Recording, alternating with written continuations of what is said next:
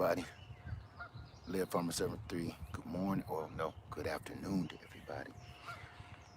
I'm doing one thing on the one side of the yard, and she doing something on the other side. Look,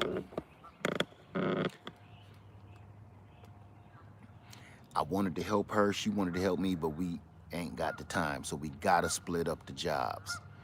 So, what we doing here today is part of a question that people been asking me. Where do you plant your fruit trees? Now, in this today, you got frogs in the beehive. Hey, Game Nerd Mom. Hey, Can. Hey, Miss Christy Love. Hey, Ann. Hey, Callie Homesteading with Pooh Bear. Hey, Candy Rain. I know we just did one last night, but I figured we're going to get rain tomorrow. So it's going to be raining for the next like 3 days. So I got a bunch of trees that I need to get in the ground. And I'm telling you from my own experience, the best times to get your trees in the ground is when it's about to rain or even while it's raining. So it's about to rain. It's looking cloudy already. It even might start today. So I'm going to try to get these trees in the ground. Now, before I get started, I got my one tree in here soaking until I can get to it. But somebody asked me about an apple tree.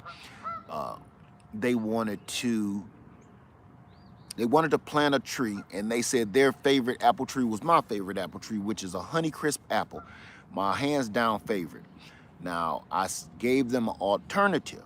If you like a Honeycrisp, you will love a Pink Lady apple tree or a Crips Pink. Either a Pink Lady apple or a Crips Pink. If you like Honeycrisp apples do not do well in my area at all. I have never had one to even produce a flower, and trust me, I've had several. Hey, babe, keep your eyes peeled. I seen a snake out by the big tree. You hear me? Okay. So, I'm sorry. I can see that sucker right from way over here. The goose can see him too. Anyway, so if you interested in an apple tree that works down in the Carolinas, a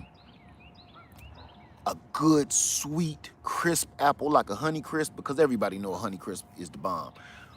Either a Crips Pink or a Pink Lady. That's just the name. It's the same apple tree. It's just some legal mumbo jumbo with that. So I have one more tree that's just as good, if not better, than both of those. Have you ever? Yeah, I know this is coming in late. Yeah, look, I live on a lake. She got a frog in the beehive, a snake in the meadow over there, and I'm actually, well, I put it over there already.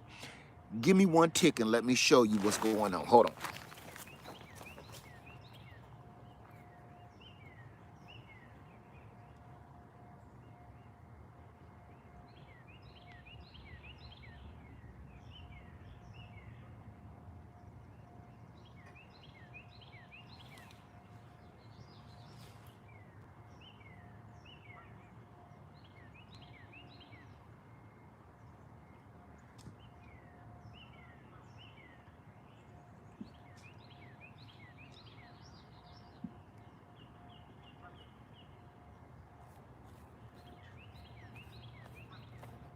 All right, I'm sorry for that. But this is a great example. If you ever watch my videos and you wonder, like, why are my trees so small, some of them, and some of them are big, that's because if I plant a tree today, if I do not protect it with a cage, the beavers will come up and the womp rats and will do that. Brand new tree was a brand new tree. Eat that and just tear it up. So I got two more stubs in the ground that I gotta dig up. So if I'm not careful, and I gotta be diligent. A lot of my trees are new because I had to replace them constantly. Because if I forget to put that cage on as soon as I'm done, when you're done putting a tree in the ground, what do? You water it in and you mulch it, right? Okay, I water it in, I mulch it, and I put a cage around it. Because if you don't, beaver night, that's what's popping. So what we're going to be doing now is replacing that little rascal right there with another apple that can compete with the Honeycrisp and the Pink Lady, or the Crips Pink. And I'm going to tell you what that is right now. If you haven't heard of this, some of you guys heard of it, and if you haven't, I'm telling you, get on your P's and Q's. It is called the Cox Orange Pippin. Have anybody, show of hands, have you ever tasted a Cox Orange Pippin? Anybody? It has a hint of orange flavor in it. It literally has a hint of orange citrus in it. Yeah, Pink Lady is the bomb, and I got some growing on my little baby tree over here too. I hope they do okay. I don't care. Even if I get one, I would love to taste it.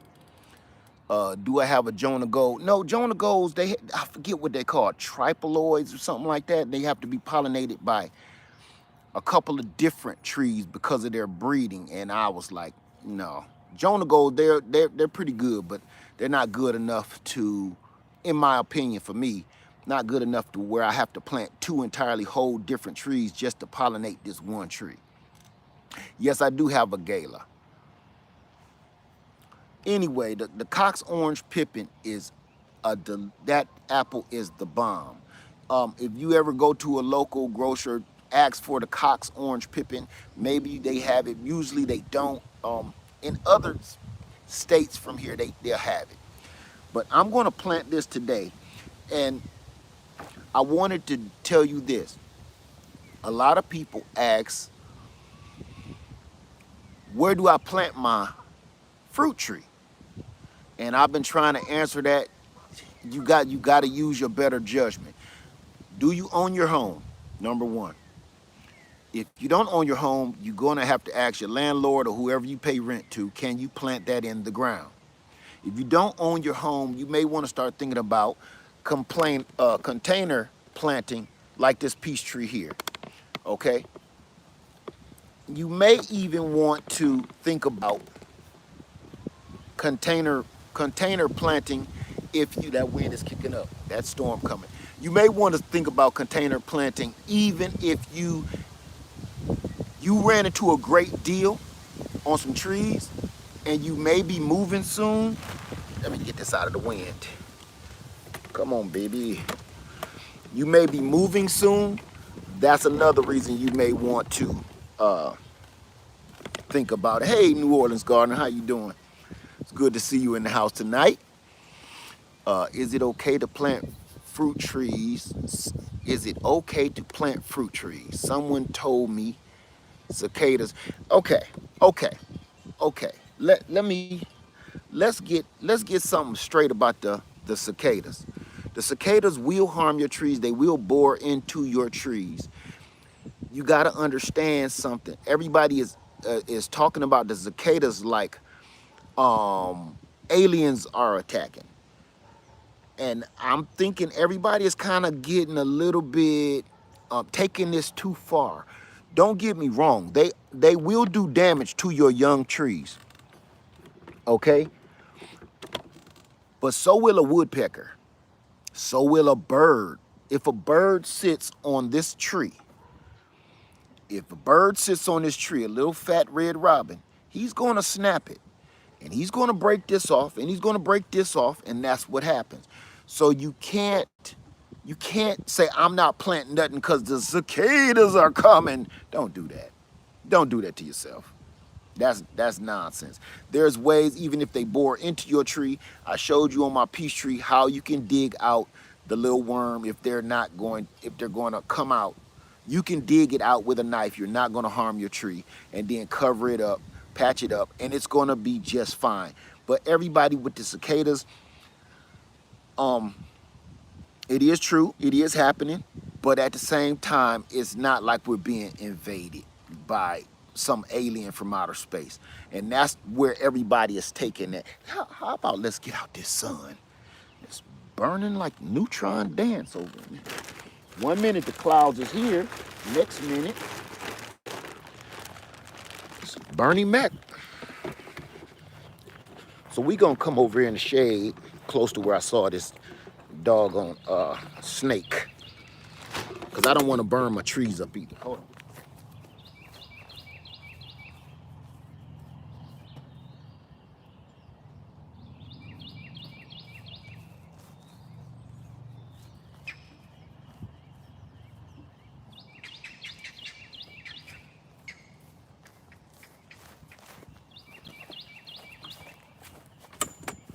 All right. So we don't want to burn those up. Not until I can get to them. So, okay. Do you think spraying down our trees with BT? I don't use BT. I know everybody talk about, hey, it's organic and stuff. I don't use that. I just don't.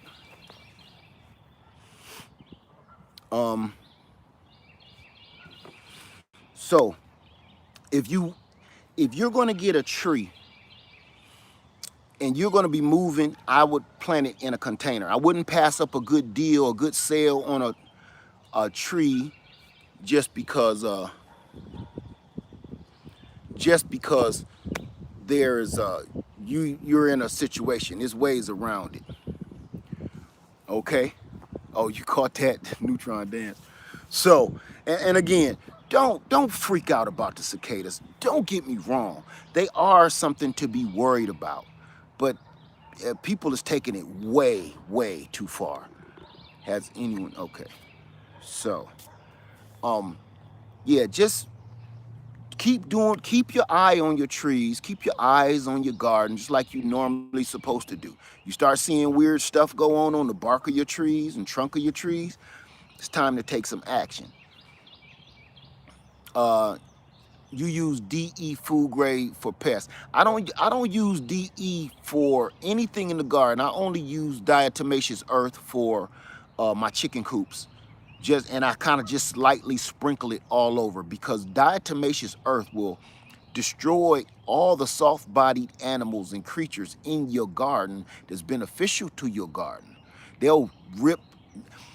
Diatomaceous earth is like fiberglass. It's like glass. It's like razor blades to like worms and snails and stuff like that. So it will help keep the snails off your strawberries, but you just also killed the worms and the other soft tissue creatures that are actually helping. I got a spray for fungus in that. Going to go with peroxide. See, I don't even do that. I've heard of people using peroxide. I don't have a problem with it. I've heard about it. I just think in my garden, it's unnecessary. It's unnecessary. I've actually never used it. What was that? Okay. I too am curious about that. What do you do about fungus gnats? Nothing. Fungus gnats, you got to understand something. You can't control everything. You cannot control everything. I read about peroxide too as oxygen, and yeah, okay. The fungus gnats, let's start there. You can't control your everything. You can, and you know what? Nor should you try to control everything. That's our problem. That's why the gardens keep failing. Everybody keep having trouble with their garden, but they don't even realize you may be part of the problem. Because see, I've heard diatomaceous earth, I've heard BT, I've heard peroxide, all in less than 5 minutes. And then other people will see that, and the next thing they do, they're trying to use all of those products on this one tomato plant or one little fruit tree and burn it all to hell. And then they think what did they do wrong? Some stuff, you guys, I'm gonna tell you, the best remedy to a lot of this stuff is leave it the heck alone. What do you fertilize? What fertilizer do you use on your fruit trees? It depends on which fruit tree it is. And I always just, like I said, everything in my kitchen, that's what I fertilize it with. That and chicken poop. You know, I live on a lake, dead fish, turtles. Is people think too hard on this. They overthink this. Let me show you something. Let me show you something. I'm no guru, but let me show you one thing. Okay, stick with me.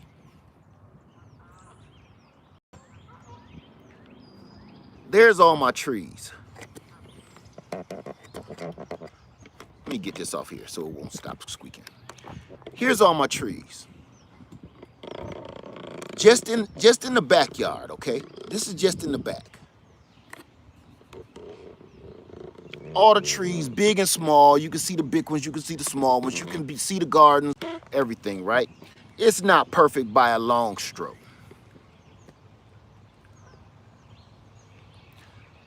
But it's growing. You get me? It's not perfect, but it's growing. The reason I showed you that is because I don't use absolutely none of the stuff that people keep talking about. Pink sea salt, and I've heard it all. I've heard some concoctions. This is outlandish to me. It's just something else that somebody can sell to you, and you really don't need it. You just really don't. I plant these trees, and you know what? Here you go. They grow slow. They grow very slow, and part of the reason they grow slow is because I don't use all of that stuff. That wind is kicking, trying to block it with my big body. I don't use all of that stuff. What do you do with ants on the base of your trees? If you got ants on the base of your trees, you got one problem. You got aphids. So you don't necessarily have to get rid of the ants. You have to get rid of the thing that the ant wants. The ants want the poop from the aphids. So your problem is the aphids. You need to go and find out why the ants are on your trees. That's one of the problems. That's right there is what I be talking about.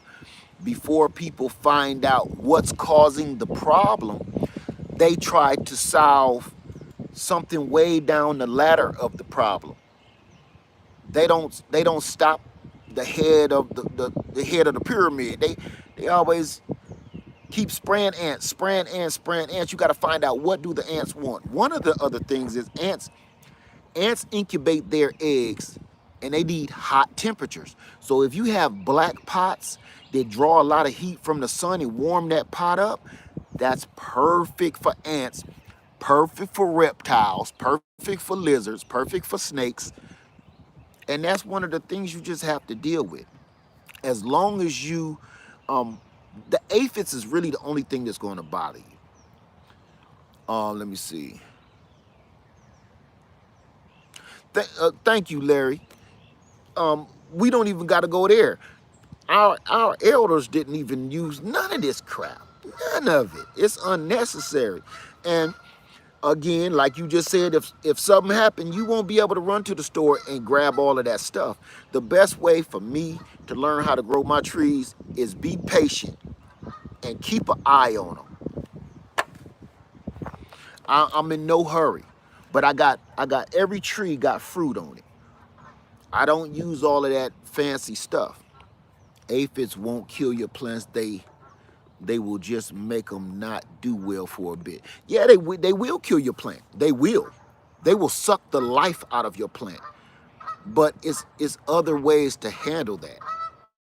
They will slowly, just like scale, just like mealy bugs, they suck the life force out of your. Look at this. We cool. We cool. We all right. Come on through. I'm sitting by their nest.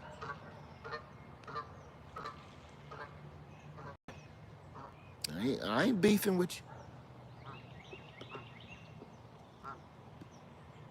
So if you had a big old good, if you had a big old trunk, how would you treat it? How would you treat it for what? All right, and for barbecue, how you doing, brother? Be careful, there's snakes. I ain't worried about no snakes. I live here. I live here amongst all of this. So, oh, the geese, the gangsters is in house. So I just wanted to help you the best way I could. Any trouble with pickle worms? I've never heard of such a thing. I've never heard of a pickle worm in my entire life.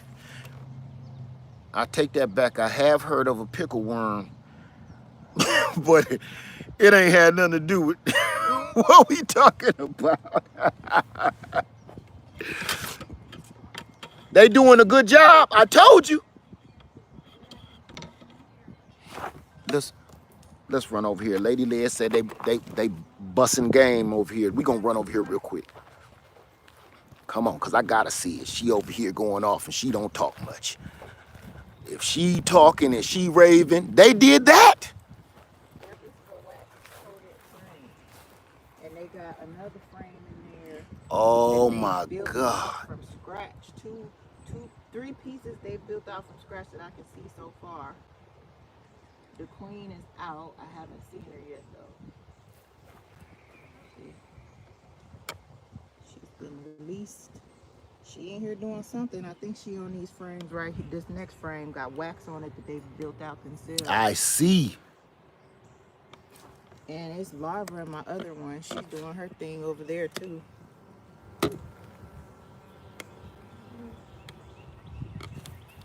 Wow, babe.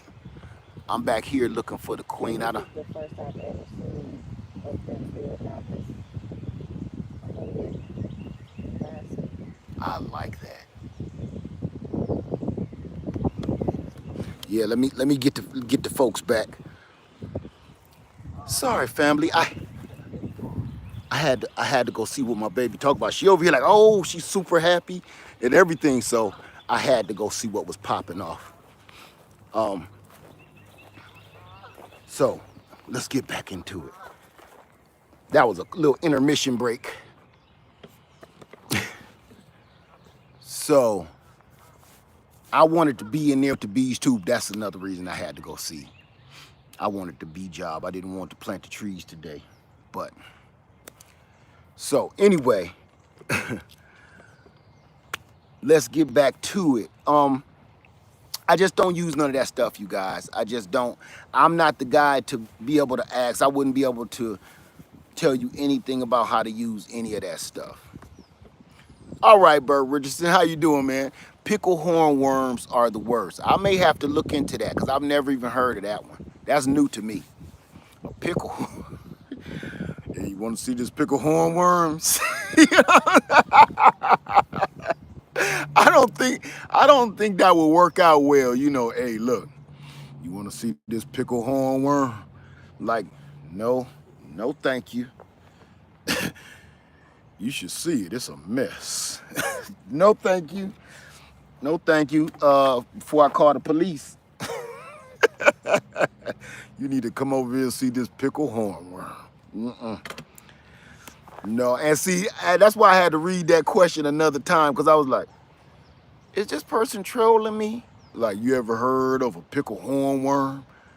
How do you deal with them? Man, I don't know. I kind of took that the wrong way at first.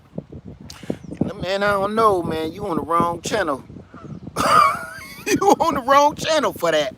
I don't know nothing about that. When are we going with this garden talk? Oh, 808 grown to 7. What you want to talk about 808 grown to 7? Let me know. Tell me about it. What you want to know, 808 grown to 7? You got a question? Let me answer it for you.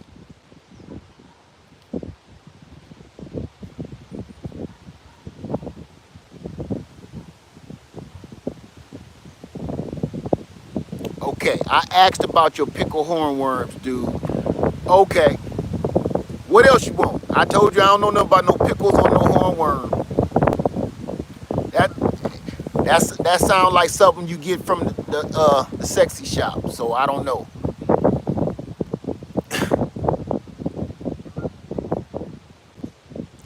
Then we went into something else. Yeah, cause that's what I do.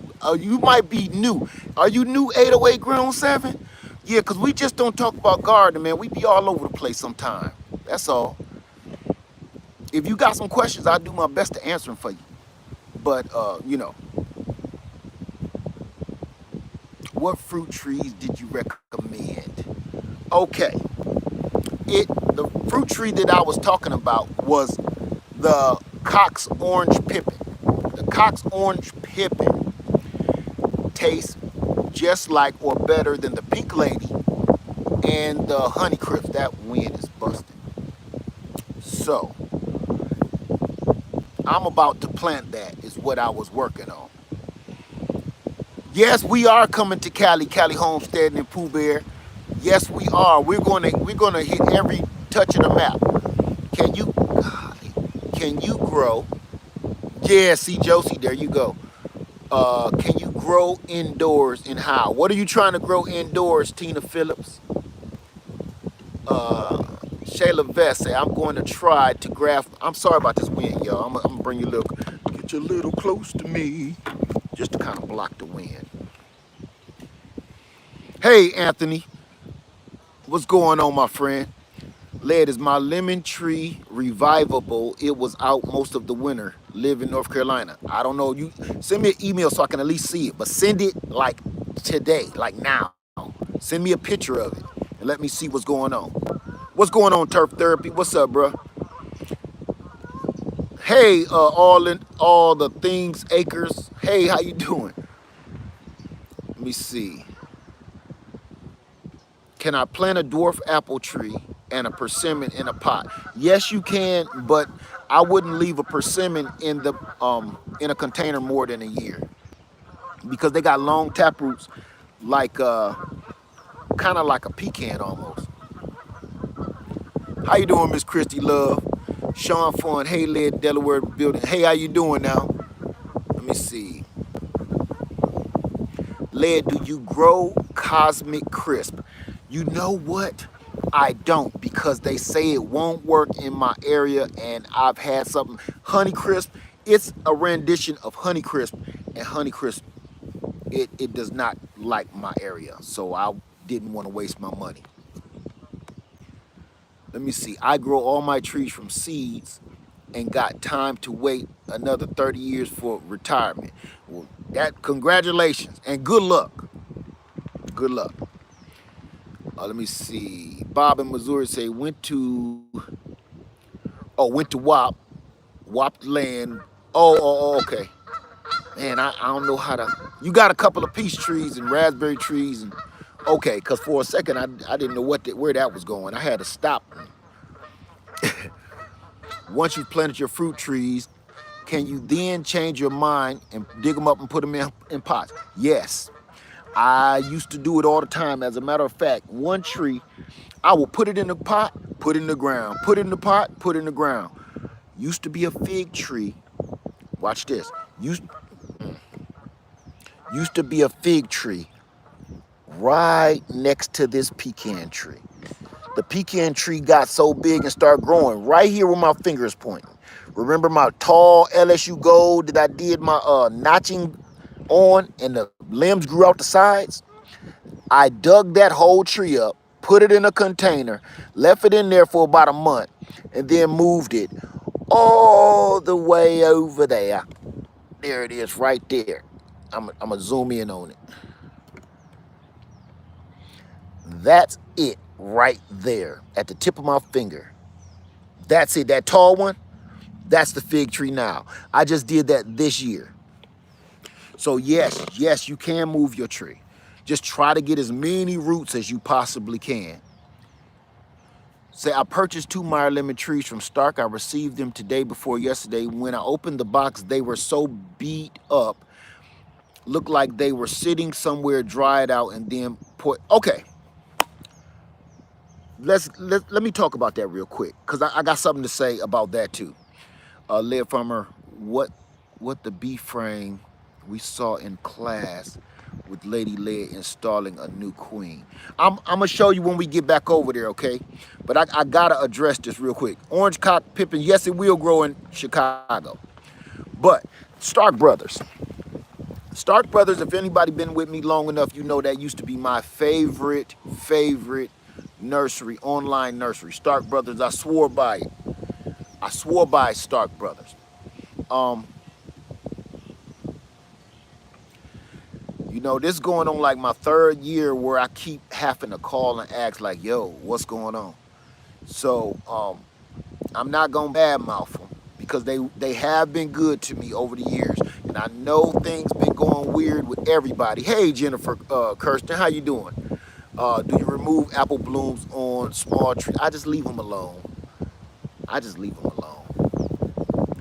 So let me show you something why I'm kind of like leaving Stark Brothers. I'm gonna start here, and this is the third year. This didn't just happen. This is my third year. I ordered a tree in October. It got here Tuesday. Let's say it again. I ordered a tree. This wasn't a back order. This wasn't nothing. I ordered it in October. It got here Tuesday. I've been calling. I'm like, hey, what's going on? Do I need to get my money back? What's going on? Oh, we're going to send it next week. Okay. It's May. I'll even give them a little few days credit. Okay. April. October to April, I'm complaining about what's going on. Now, this isn't my first complaint. This is the third year and probably my 10th tree where I had to do this. I think I'm gonna have to just simmer out on them for a minute. And here's the other reason. Did I show you that tree that got bit down by the beaver? Did you see how thin that was and how weak it was? Let me show you. Let me show you something. I keep talking about nurseries. Stark Brothers used to be my best. But then Stark Brothers started sending me things like this. Even though it was the Cox Orange Pippin, they sending me things like this. Now, when you start doing the math, you just bought a $50 or $60 tree. Okay, it's understandable. This is a $50 or $60 tree from Stark Brothers. Okay, look at the roots. They ain't bad.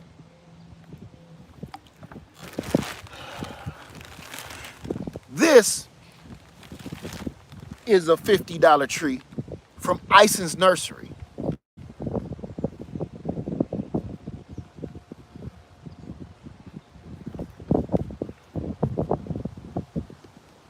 Do you understand why I just want to just switch? Okay, that's why. That's why right there. Look at that. That's why. That's why. Your money, your money is no comparison to that. And then with this, they let me know every step of the way what's going on. I can deal with the smaller tree because I understand that you can't control that all the time. But the customer service for the $50 is like, yo, can I, what's the deal? I don't have that about Ison's. Ison's telling me and sending me emails constantly like, hey, we had to push it back. For that, we'll do this for you. Stark is like, we'll get to you when we get to you. I'm like, wow, that was a lot of money. And Stark Brothers didn't used to take your money until they shipped your tree. Now they take your money and you sitting there waiting for 4 months for a tree. I wouldn't be saying this if it happened once. I wouldn't be saying it if it happened twice. I wouldn't even be saying it if it happened 3 times. But when you get to about 8, 9, 10 times, man, look, I don't know what's going on with your company. Y'all might want to work on that, okay? So that's all I'm saying. I'm not going to badmouth them. And I understand we going through a lot right now. The world is and the country is. But, yo, come on, I'm not the only one with that problem either. You see it all across YouTube. All the gardeners is saying the same thing. So I thought it was just me. But it ain't. So So I am going to plant this tree because I've been wanting this tree for years, and I finally found it, and they finally sent it to me. I've ordered this tree from them, the Cox Orange Pippin. I've ordered this tree from them 4 times, and they will have me waiting for months on end, and then just cancel your order. And then I'll have like some money in the bank. Like, what is this? Didn't tell you nothing. I'm sitting here waiting for a tree that's never gonna come, and I'm thinking I gotta come up. Somebody gave me $50 in the bank or something. No, they gave you a refund, ain't told you nothing. So, and I got all the receipts of it, of this happening. So it's like, come on, you know. Okay, Cheryl says she got the same. Led, I potted my citrus tree into 30-gallon barrel and removed it, and it was full nest of ants. Will my tree survive? Your tree ain't got nothing to do with the ants. Your tree be fine. Your tree, the ants don't want your tree. The ants want the heat of your container. I'm waiting on a replacement cherry tree blackberries. Stark Brothers followed up 2 years. Just got dead replacement raspberries and told me to put them in the dirt and see if they come back into dormancy. Yeah, and that's what they really prided themselves on, is replacing your tree. And now it's like not so much. So it's kind of like you kind of killing me.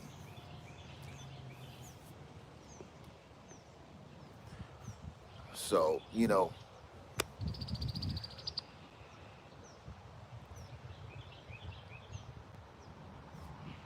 let me see. So just you know, that's my point of view. So how's your star fruit tree? It's dead. I left it out in the winter time and forgot to put it in the greenhouse.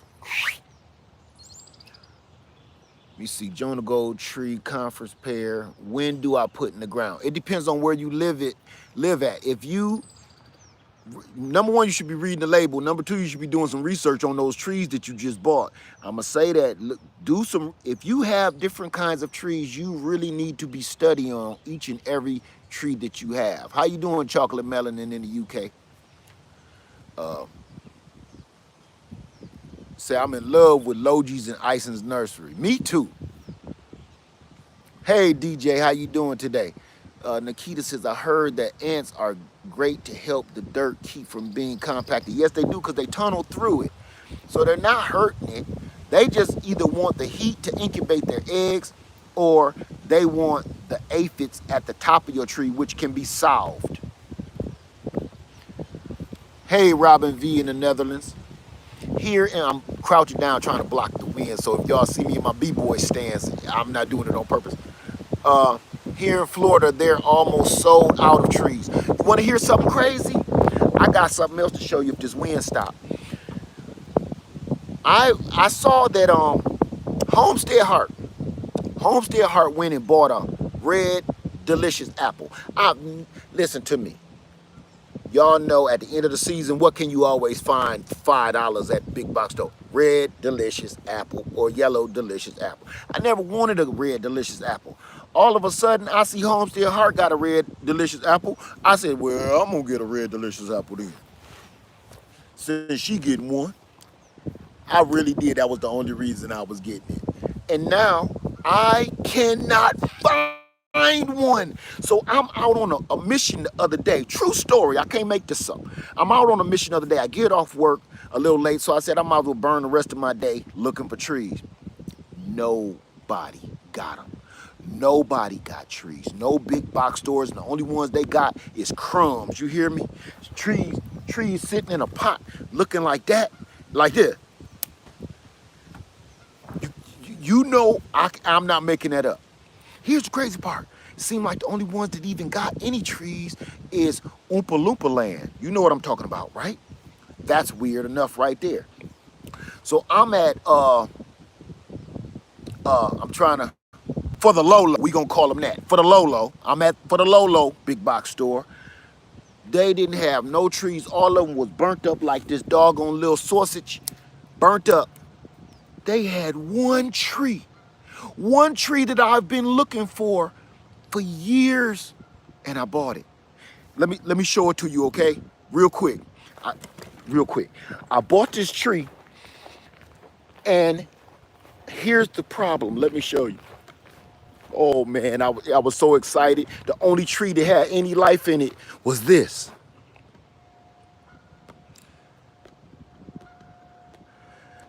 Check it out. Not a plum. It was marked all the way wrong. It said plum tree, right? Check it out. It's a doggone early golden apricot. Early golden apricot. Can you believe that I've been looking for this forever? Am I buffering? Oh yeah, y'all can see me good. And look how big it is. Let me get it away from my other tree. You kidding me? I grabbed that microphone like Prince. Hold on. I had to grab that tree falling like Prince. So I was so excited. I didn't know what to do. So here's the crazy part about that. Y'all know we gardeners. Y'all know how we get down. All right, that's an 8-foot tree, easy. 8-foot tree. Big black man, Mini Cooper. I want you to put this in your mind. You hear me? 8-foot tree, fully leafed out. Big black man, fully leafed out. Mini Cooper. That's how I was riding down the street. Do you hear me? That's how bad I wanted that. I wanted this so bad, I was like, I don't care what's about to happen. It's coming home tonight. I'm not gonna say, well, I'll come back in the morning. You got one tree, do you understand? When I see stuff like that, I always be like, God put this here. And he want me to buy it. That's the only reason it's still here. I do that all the time. I don't know whether I'm making excuses or I might be right. But I wasn't letting that apricot go. I've been looking for that, I've been looking for an apricot. I've been looking for that apricot for years. An early golden apricot. Come on now. It's Sunday. You already know what it is. An early golden apricot. Not any apricot. That was my apricot. That tag should have said Led's apricot. That's what it should have said, because that was mine. It was coming with me. I crammed that sucker in that Mini Cooper with my big tail in there, and we all drove home happy as a car full of clowns. You hear me? I giggled for 10 miles with that big tree in my car. Shoot. And look, pull up to the light next to somebody and look over at them. All of this is tree. All of that's tree. They looking at me, and you know what the first thing they do is take their phone off, like. So if I end up on TikTok or YouTube or something, just say hi. Say I know that dude, cause somebody took pictures of that. Cause I know it looked ridiculous. So my daughter just walked through and said, listening to the plant preacher again. Oh my goodness. Turf said your backdrop looks like a green screen right now. What, it look fake? Well, this is the best time of year to be out here. I stay outside as much as I possibly can. Thank you, Dee's Gardener Journey. Hollering like a little girl. You should have seen me giggling the whole way. I'm surprised I didn't get pulled over because they thought I was high. That's how happy I was. So this is what I'm gonna do in the last few minutes, and y'all with me. This is what we gonna do. I'm gonna go ahead and get this Cox orange pippin tree in the ground. I don't wanna keep y'all too long, but I'm gonna show you exactly how I do it, all right? So, do I have any soil freaks in the house? When I say soil freaks, what I mean is, how many people feed their soil instead of feeding their tree? Because if you don't, you should. If you need to be feeding your soil and working your soil, and it feeds your tree. You understand? That's how this works. You don't feed the tree, you feed the soil. Once you feed the soil feeds your tree. That's how that works. People keep spraying stuff on, oh, a foliar feed. Yeah, that works too. That works too. But nothing works like just feeding your dang on soil. Your tree can do it by itself. When you foliar feed your plants, you are feeding it. It works. But you like a baby with a spoon. Here comes the airplane. I ain't got time for that. Feed the soil, and your soil, let your soil feed the tree. Okay? So we gonna get on down right now. We getting down and dirty. I'm bringing you downstairs with me, okay? I'm gonna show you how simple this is, what I do. So for all my soil freaks, I'm gonna bring you right on in here, okay? Don't mind the wind, because it might be windy. Y'all know that already. But I'm gonna bring you down here, and I'm gonna show you when you prep that soil, right, this is what you need to be looking at. This is for all my soil freaks, everybody to be wanting to know what's in your soil. Almost look like you can eat that, sprinkle that on something. Almost look like a dessert. This is something else you want to see. You want to see life. You want to see life in there too, okay? Let me see, can you see that? There you go. You want to see life in your soil. You don't want just some old dried up bum soil. You want to see some sort of life. Even if it's insects, if it's worms, you want that life in there. That's what you want. This used to be clay. But if you keep on putting stuff on there, this is what you get.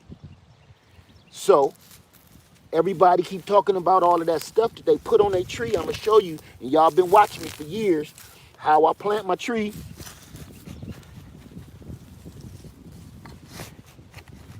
Now I'm going to talk to you about something else too, okay?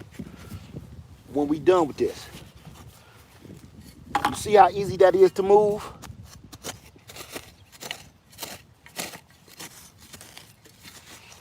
You don't need a big giant hole for this.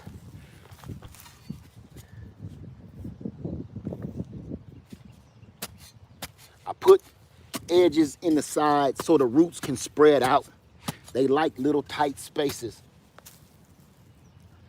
So they spread out better like that. Bring that out of there. Now what I'm going to tell you now, if you have a small root system, sometimes it's better to just go ahead and plant it in a container and let it mature. Let the root system mature in a container.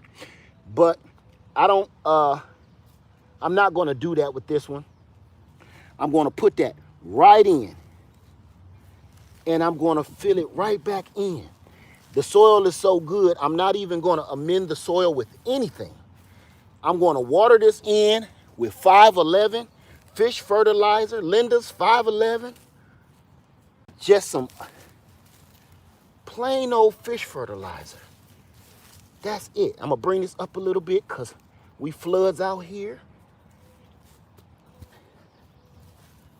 Not even going to stamp it down that much. See how high that is over the ground? I like to mound my stuff up. So I'm not going to bury it no deeper than that. You want those roots breathing. So don't be scared if your roots all ain't underground. It's not going to hurt anything. Now, fish fertilizer and water. Water it in hard. If the water stay too long, you getting poor drainage. If your water disappear, you good to go. Shake him a little bit. Knock the air bubbles out from around the roots, because you want those roots plugged into the soil. What you're doing right now is plugging this tree into the earth. Think about it like that. Think of it like it's an electrical plug, and the earth is the power source. That's what you're doing. So you want all connections. Think of it as an electrical connection, because really that's what we all are.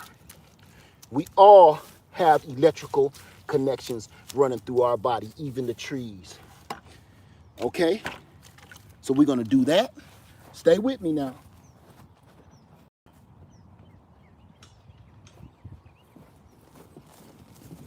And then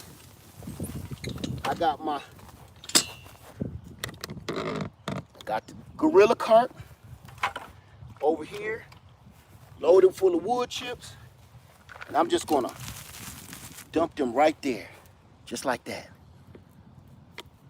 I'm gonna just dump them suckers right there. With me? I'm gonna just mound that up. Then I'm gonna put a cage around it. Y'all don't let me forget to put my cage around here. I can't have another beaver theft. Y'all worrying about thugs and stuff walking around your neighborhood, breaking in your car. I'm worried about beavers and geese.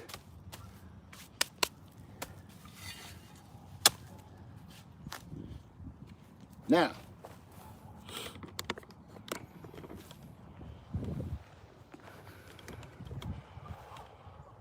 that's it.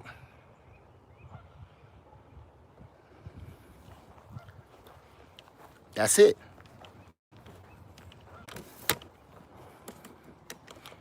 I didn't put a whole bunch of stuff on it.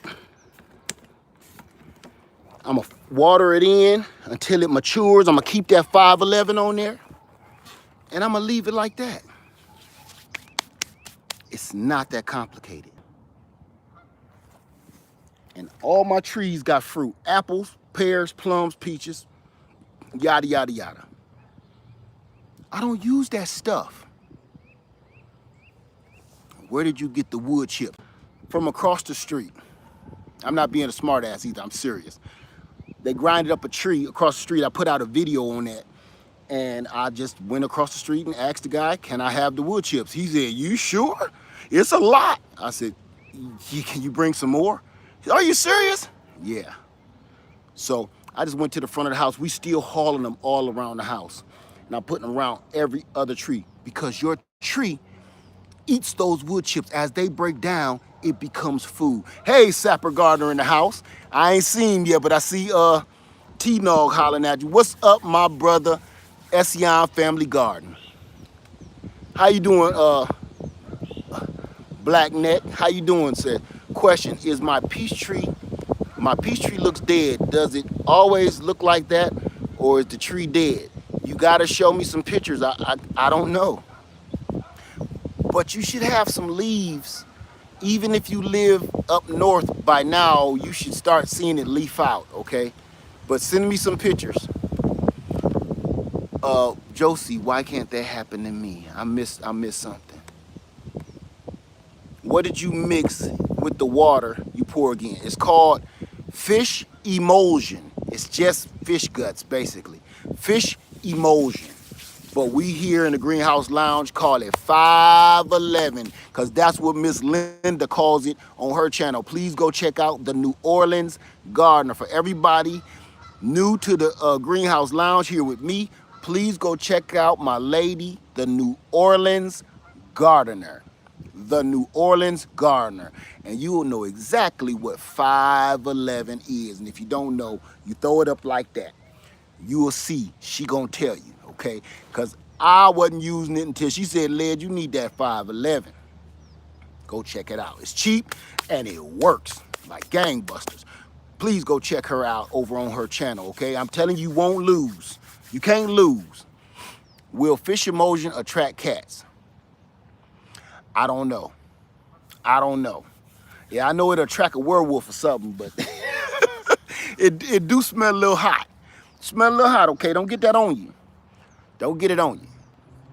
You had loved ones putting you out the house. You sleep out in the tent.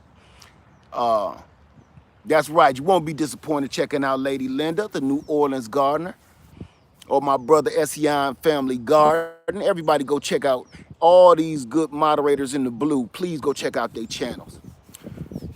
So, any questions before I go? I just thought I'd throw that out to you guys real quick because I got to plant that, and I'm about to plant this pecan tree. I'm going to do that off camera so I can just bloop, bloop, bloop, hang it up. That 511 worked, but it do stink. You are so right, TLC in the garden. It stank. It stank so good because it worked. So, yeah, let me see. No, but it was... Right. Your backyard will smell a little like pond water. Hot, stagnant pond water, a little bit. Okay. No more questions. We can get up out of here. I didn't want to hold y'all. I just wanted to see if anybody needed anything. How long before you get pecans? I don't plant pecans for early gratification. You know they say anywhere from 5 to 15 years. But I do got a lot of cattails on all my pecan trees. But again, I didn't plant them to get no fruit right now. I planted them so later down the line when I retire, I could be selling pecans right on my own land, make a little income. Hey, can I plant a tree next to an old dead tree? What kind of tree and what kind of dead tree? What killed the tree? It's a lot of questions in that question right there. I don't want to say yes and you didn't tell me everything. If you buy a self-pollinating peach tree, will the fruit taste better if you buy a second tree? No, the fruit won't taste better. It'll just produce more fruit. And then again, who am I to say? I don't know. Because every peach tastes different, even on the same tree. You know that. Sometimes you get one that's a little bitter, then you get one that tastes like candy, then you get one. I won't say that. It just produces more when you got another tree next to it. Should I add 511 to a new tree going in container? Yes, yes. That's the only fertilizer that I would recommend that you put on a new tree because it's so mild. It's so mild, but gives the tree what it wants. That yes, I would. Let me see. I missed something. Hey, led the Arctic blast we had last month died back some of my Meyer lemon tree, but now after fertilizing stems, foliage came out. But you want to make sure it's above the graft line because if it's below the graft line, that's the rootstock growing. You don't really want that unless you're ready to start grafting onto it. And if not, you can go to my video and I'll show you how to graft onto that. Let me see. Are there any apple trees that are self-pollinating? Yes.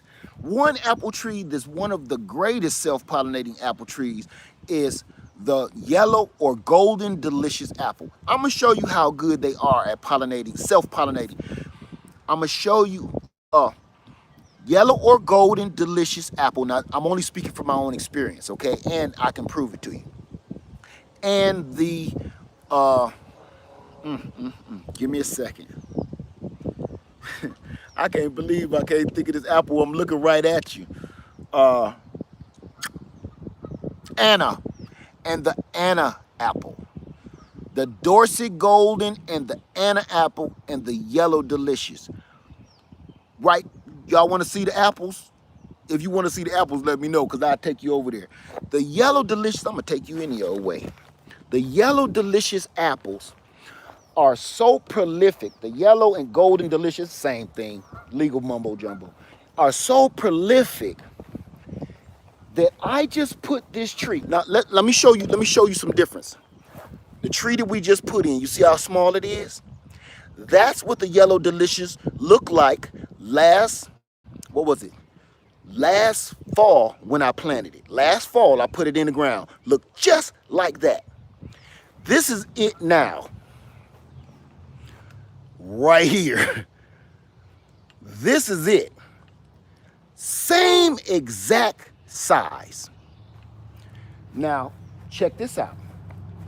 The doggone little rascal is so prolific that no matter what, no matter how big or small it is, it produces fruit.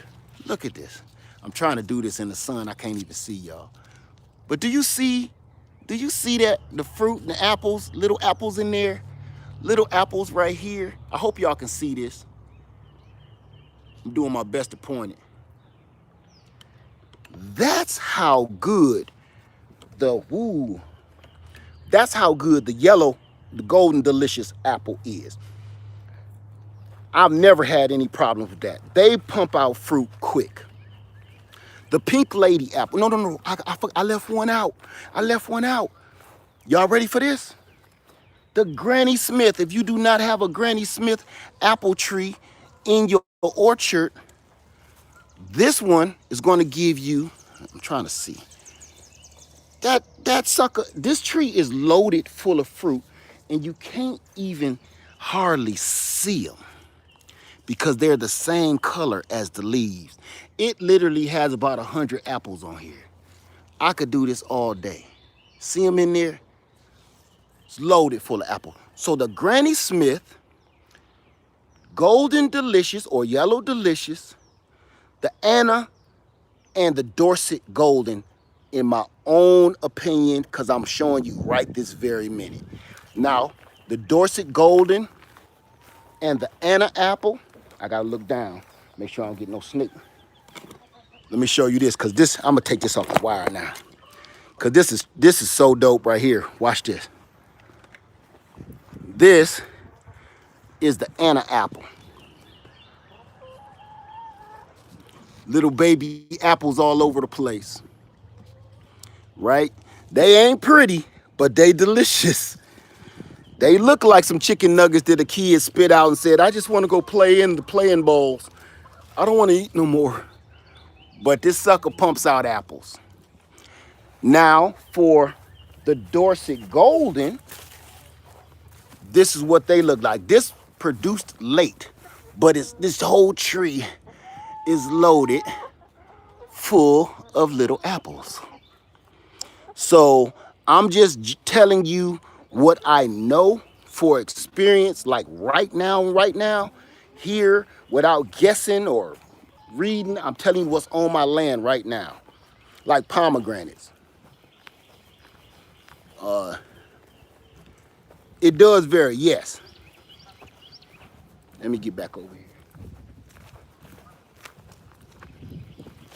So if you wanted to know, there you go. I hope I don't blink out. Let me keep it up high. Hold on, y'all. Let me get over here. Ugh. All right. I'm kind of burning out here, son. So yeah. I hope that helped you guys out. I just wanted to show you that those trees just keep on pumping it out at young ages. These apples don't need pollinators, right? The only one that needs a pollinator is I want to say, it's either, do your research on this, okay? It's either the Dorset Golden or the Anna. It's one of the other. One of them is self-pollinating and one of them is not. But everything else, yes, self-pollinating. The Golden Delicious, Yellow Delicious, the Granny Smith, definitely.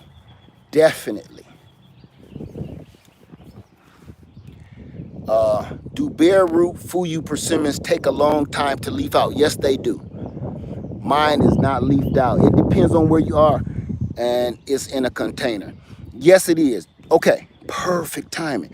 You see that tall stick with the leaves right here my finger is touching? That's a persimmon tree. That's a Fuyu persimmon. It's just now leafing out, right? And it also depends, yes, from Ison's Nursery. And it also depends on what kind of Fuyu persimmon. Do you have a gyro? Do you have a giant Fuyu? What kind of persimmon is it? Because listen, watch this. Here's the gyro persimmon right here, Rasputia. Fully leafed out and fruiting. Let's show you. She is fully leafed out, and she has not only just pumped out the blooms, but the fruit is evident. Here's an open bloom. All of them, when they turn brown like that, they have already been pollinated and the fruit is inside. And as you can see, there is tons of fruit, just like every year. Between Rasputia and Bonita, they always produce tons of fruit. So it just depends on what kind of persimmon that you have, okay? So just be patient. It should be okay. And don't overwater them. They don't like a lot of water.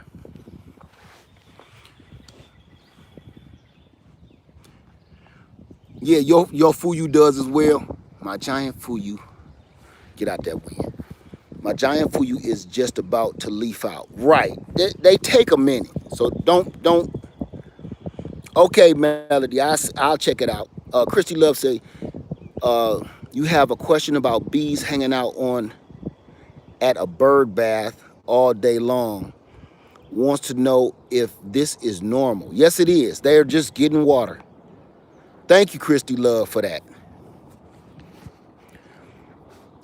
New trees, do you put them in large containers or small ones? I always put everything in a large container. Just everything. That way, you don't have to worry about will it get root bound quick. You don't know if it's going to grow fast. You don't know if it's going to grow slow. So if it grows fast, you got enough room to be ready for that. If you put it in a little 5-gallon bucket all the time, some things grow so fast. Next thing you know, give it a month or two, especially with the good heat, you'll be putting it in something else. So don't even waste your time with the smaller buckets. New tree, okay. Oh, I was about to read Jennifer's. Hey, Carla, can we see your loquat? You know what? I'm going to show you 2 of them. They are some of the loquats grow slower than persimmons. I'm going to show you the 2 in the front, and then I'm going to take you to the 2 in the back. I'm still reading, y'all. I can see you. Those are the 2 in the front. I'm going to zoom in on them as soon as I get close enough. The closer I get to you. All right. Now y'all singing that, ain't you? Right there. There's one loquat right there, and the other one is right here. Those are the 2 I have in the ground. Now I'm going to show you 2 that I have in containers that I'm working on getting them in the ground because they got long tap roots too. Hold on a second. Gotta watch for snakes, y'all. Okay. Here's a loquat in a container. And here's a loquat in a container. Here's a container that's going in the ground this year because it's been in here one season and it's pumping out fruit. But it's time for it to go. So yes, it is possible to plant a persimmon in a container, but you don't want to leave it there. Okay, here's another one in a container. This is actually one that I saved because it was broken right there, and I saved it. How did the banana plants hold up during the winter? My banana plants always die down and come right back. They're all coming back right now as we speak. It was something else somebody asked me. Loquats, and it was something else. Y'all gotta excuse me because when I'm walking like this, I'm looking out for snakes and stuff that's wanna get me.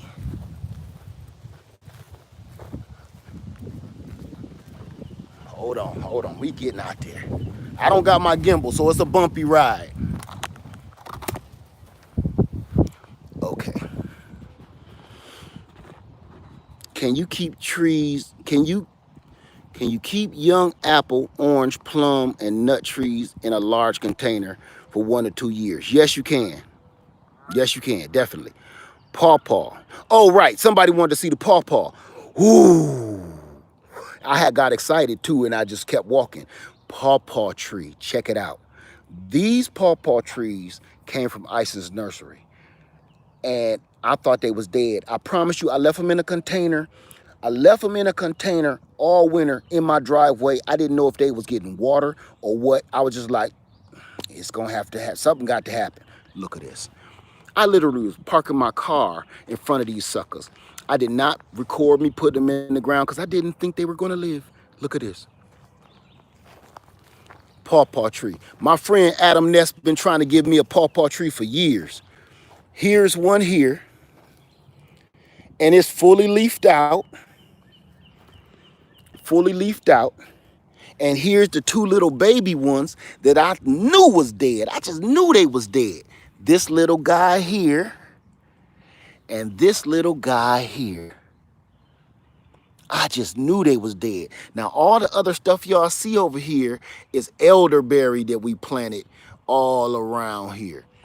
The reason we planted the elderberry under this tree and the pawpaw under this tree is because that's exactly how it is across Washiokushi Creek. There's the pawpaw tree right there. There's pawpaws all around there. The rest of this giant bush all the way around that bend is elderberry. So I'm mimicking nature on this side of the creek. Somebody said Pakistani mulberry. Pakistani mulberry is right behind me, right here. I don't know if you can see the fruit growing. I'm not even going to mess with the fruit. I'm going to let the birds get it this year because it's not that much.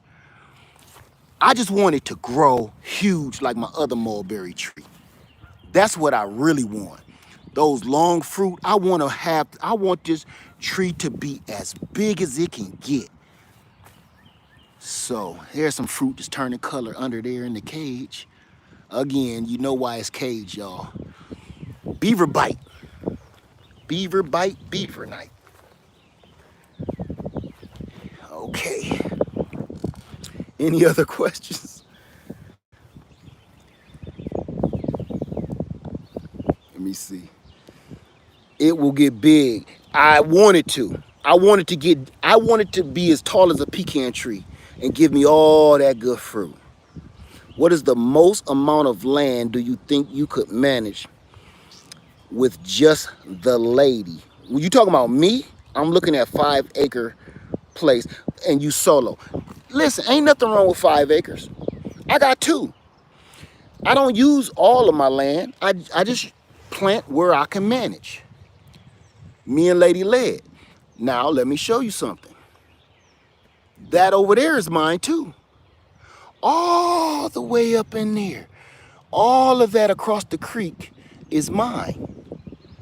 And do you see it's broken trees, fallen trees, it's overgrown? Well, that's fine, that's for nature. But all of that across this creek is mine. All the way back there to that house.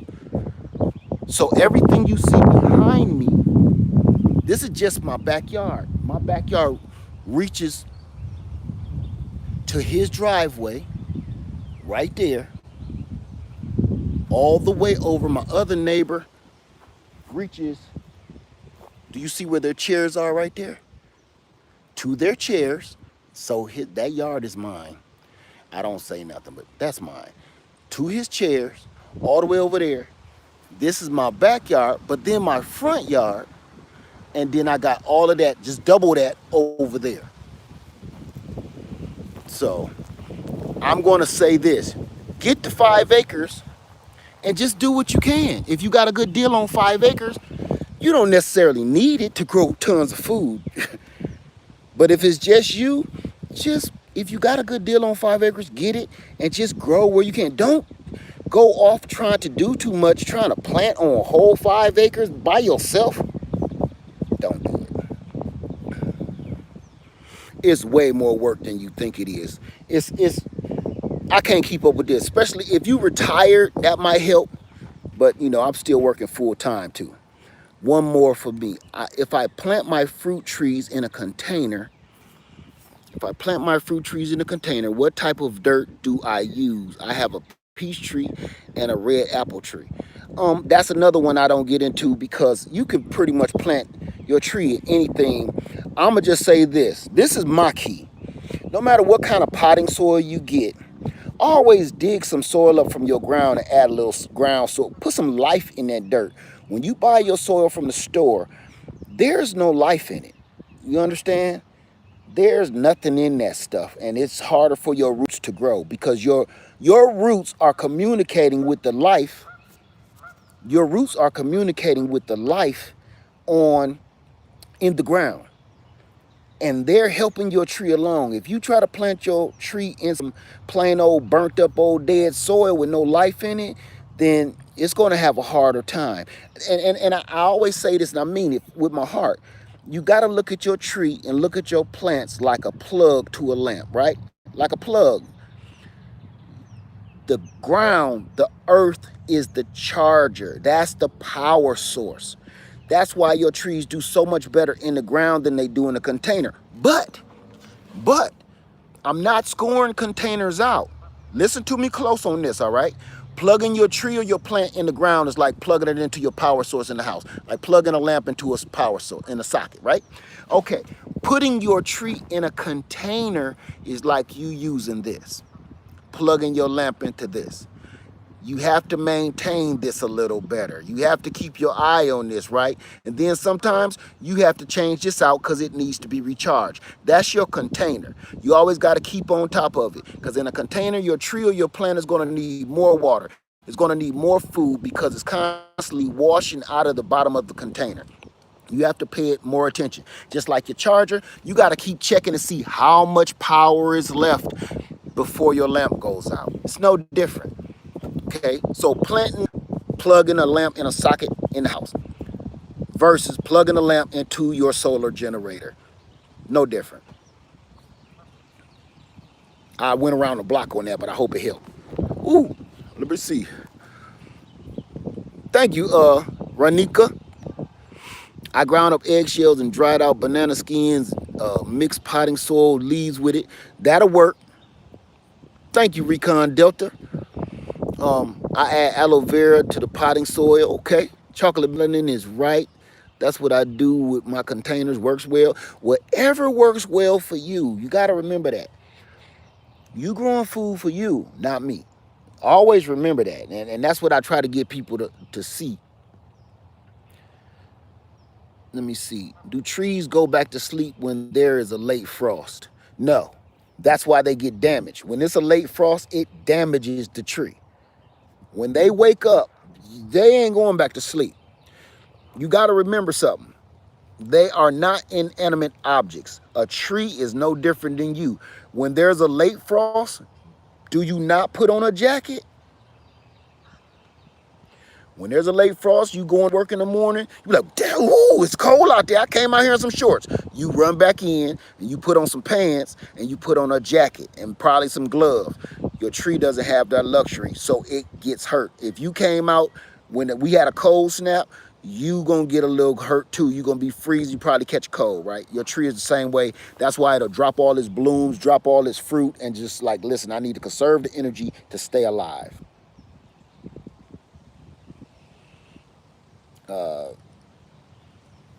Let me see. I left my tripod way over there. That's why I'm bouncing around so much. I thought putting rocks in the soil had something to do with adding electricity to the soil.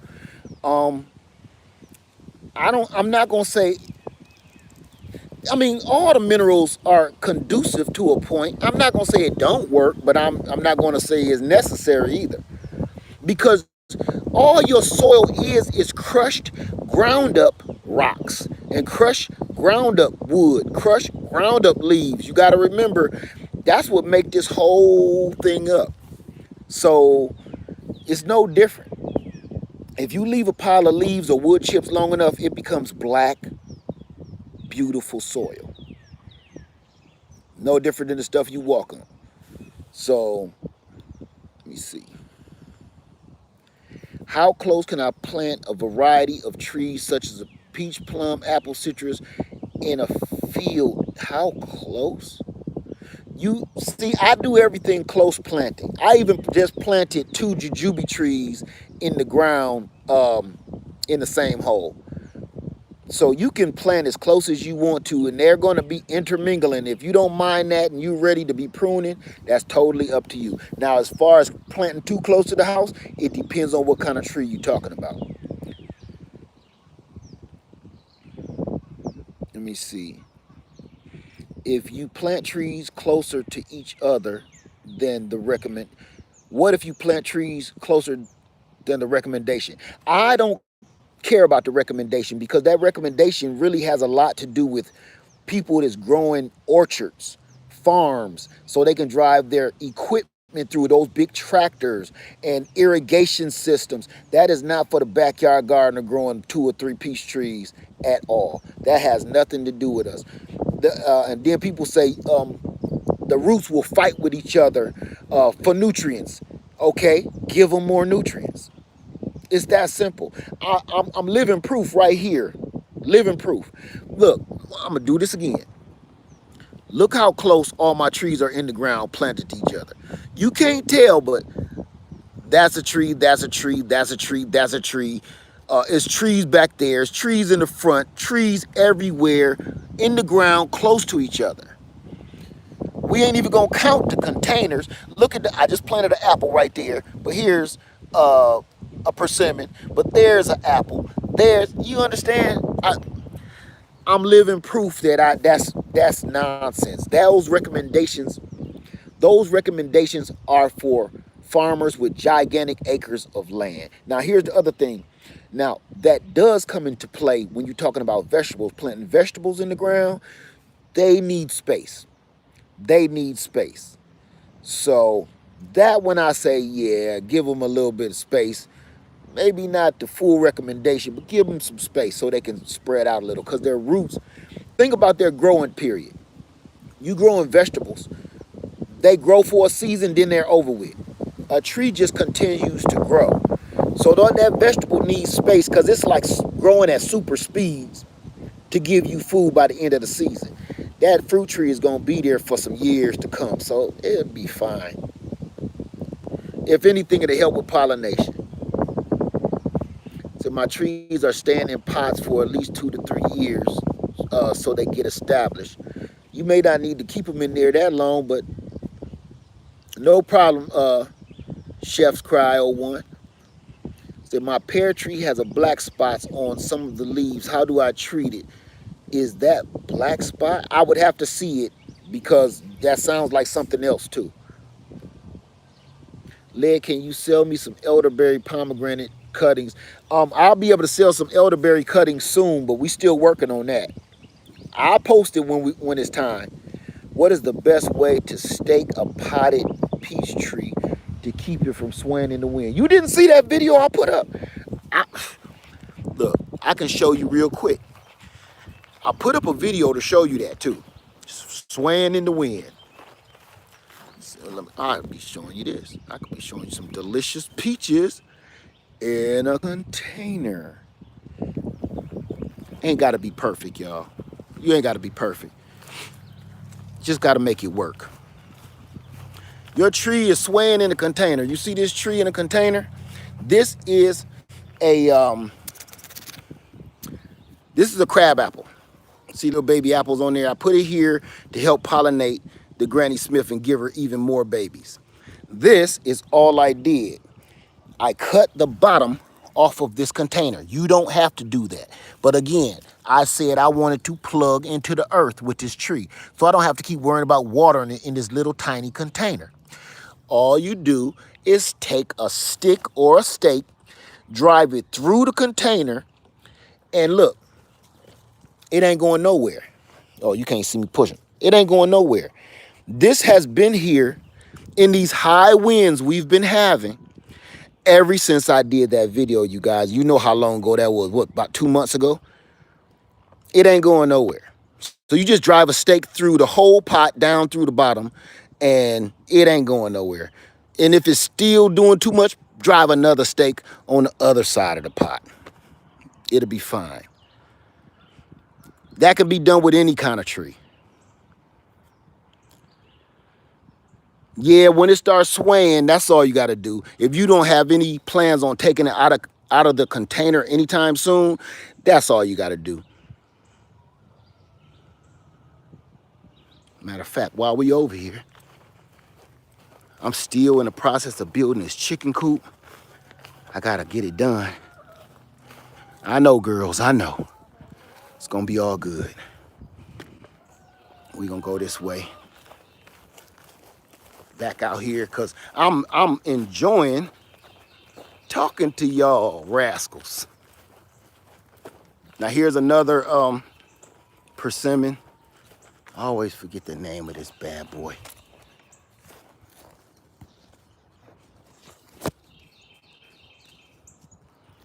Tamapan persimmon. That's the one that looked like a little boy with a hat on.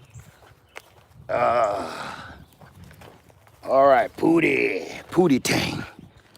Let's sit back down and then we'll wrap this up. We've been on here forever. I could talk all day. I really would love to do this all day, but I know it get on y'all nerve. All right, hey Russia. Wow, all the way from Russia? How you doing, Russia? I feel you made me feel important. Feel like an ambassador. How you doing, sir? Is neem oil good for dark spots? No. Dark spots mean like what? What kind of dark spots? What are they on? What? Because you just can't go spraying stuff and you don't even know what it is. That's like this. You're sneezing and you go to the doctor's office, right?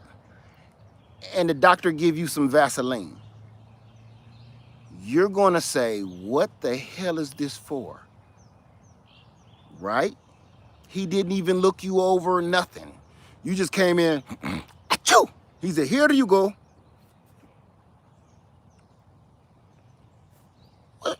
My lips ain't chapped. What is this for? Same thing.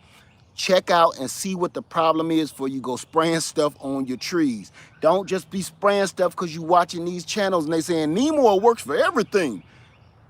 Find out the problem first, diagnose the problem, and then give the cure. Don't do the cure first before you know the problem. That's kind of why we in all the trouble we be in real life every day anyway. We quick to give the cure before we diagnose the problem. There we go. That's some mud on the lens. Let me see. I have been growing citrus for 10 years on my balcony. Last purchased my dream hand of a Buddha. Oh, hand of Buddha and pink Eureka variegated lemon. That stuff is gonna be hard to find now after this mess we in. Okay, for my tags, everybody, those are nothing more than I have a video on how to make tags out of plain old soda pop cans. You take a pair of sharp scissors and you cut the can, and once you lay the can out and cut it in half and you lay it out flat, I promise you, get you a wooden cutting board and just write whatever that tree is, the date, and whatever else you want to write on that. That has been on there now for 2 years, and I got them all over my whole orchard. They just don't disintegrate. So you can get that plastic crap off of there. So yeah, just pop cans. Go look at my I forget, it's been so long I forgot what the name of the video is. But I'm gonna tell you this, I'm gonna redo that. But I'm gonna tell you what made me do that. Because one time I bought some metal labels. The metal labels cost about $30 or $40, I think it's $30, and it was like for 10 of them, for 10, and I got tons of trees. So I even start cutting them in half so I could have 20. Then I said, when I cut them with scissors, this ain't nothing but some old aluminum foil. So I just tried it out years ago. I just cut an old Coca-Cola can up and wrote in it, made an imprint of the letters. It's real easy. Get a ballpoint pen, and it will just write the letters just like it won't mess nothing up in your exact handwriting, and it will stay there forever. Let me see. How you doing, Mika? Said greetings from the Netherlands. From the Netherlands. Are you growing any kind of beans, especially noodle beans? I don't grow beans. I don't grow beans because beans are so cheap. Now, if the world changes, that'll be different. But beans are so cheap, that's the last thing I want to use up my real estate is growing beans. There's nothing wrong with growing beans at all, but it's just, that's the easiest, cheapest thing to purchase. Let me see. I never grew a fruit tree there before. is pomegranate a good one to start with? Oh, is pomegranate a good one to start with? If you don't go get you a pomegranate ASAP, you better.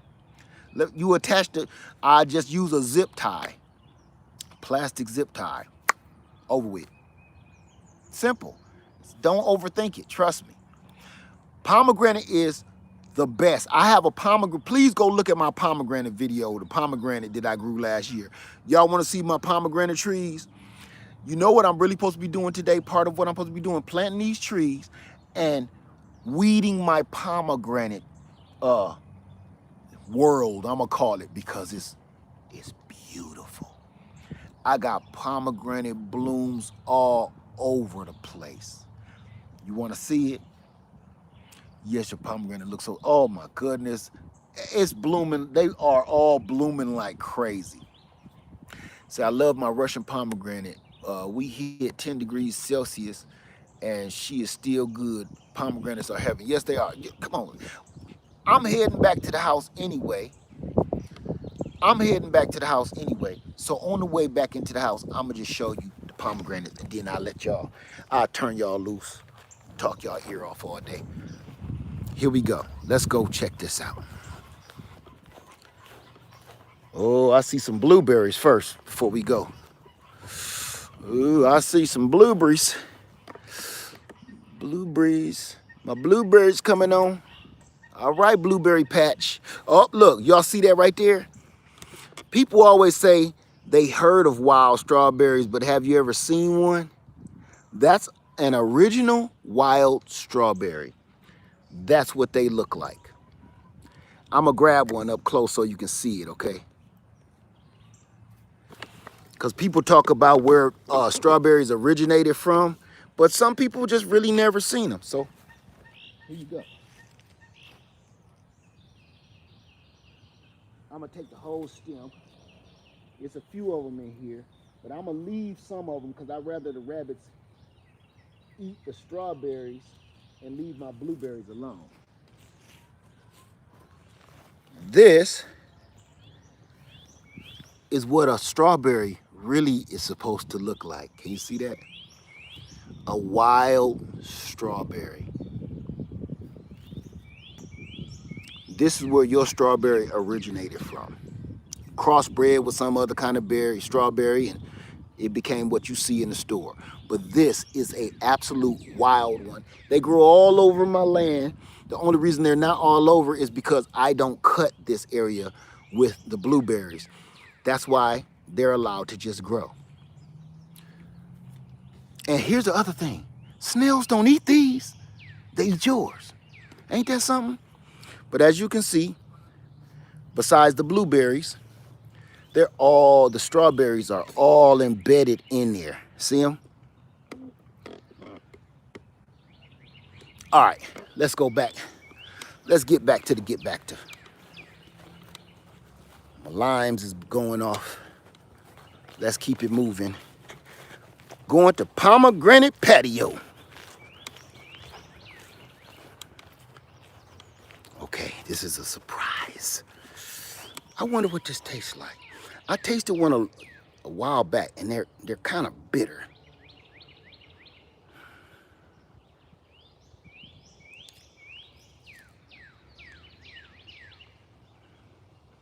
They like foamy.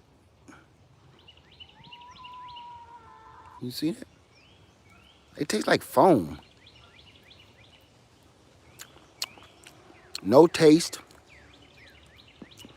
No sweetness. Nothing. It's like just goo.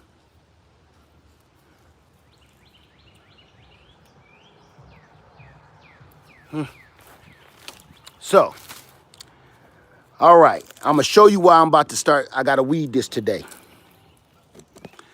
Because look at that.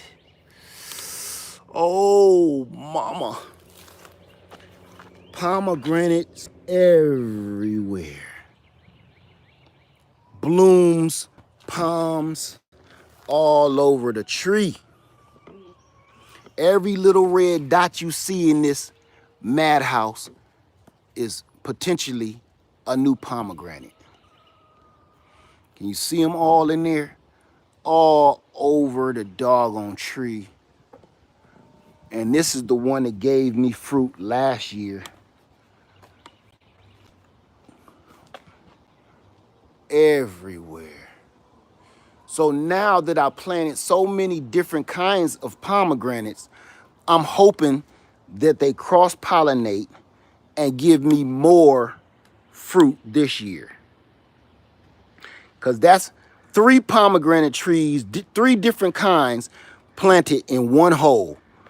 And on this side, I got the exact same thing going on. I planted 3 different kinds over here.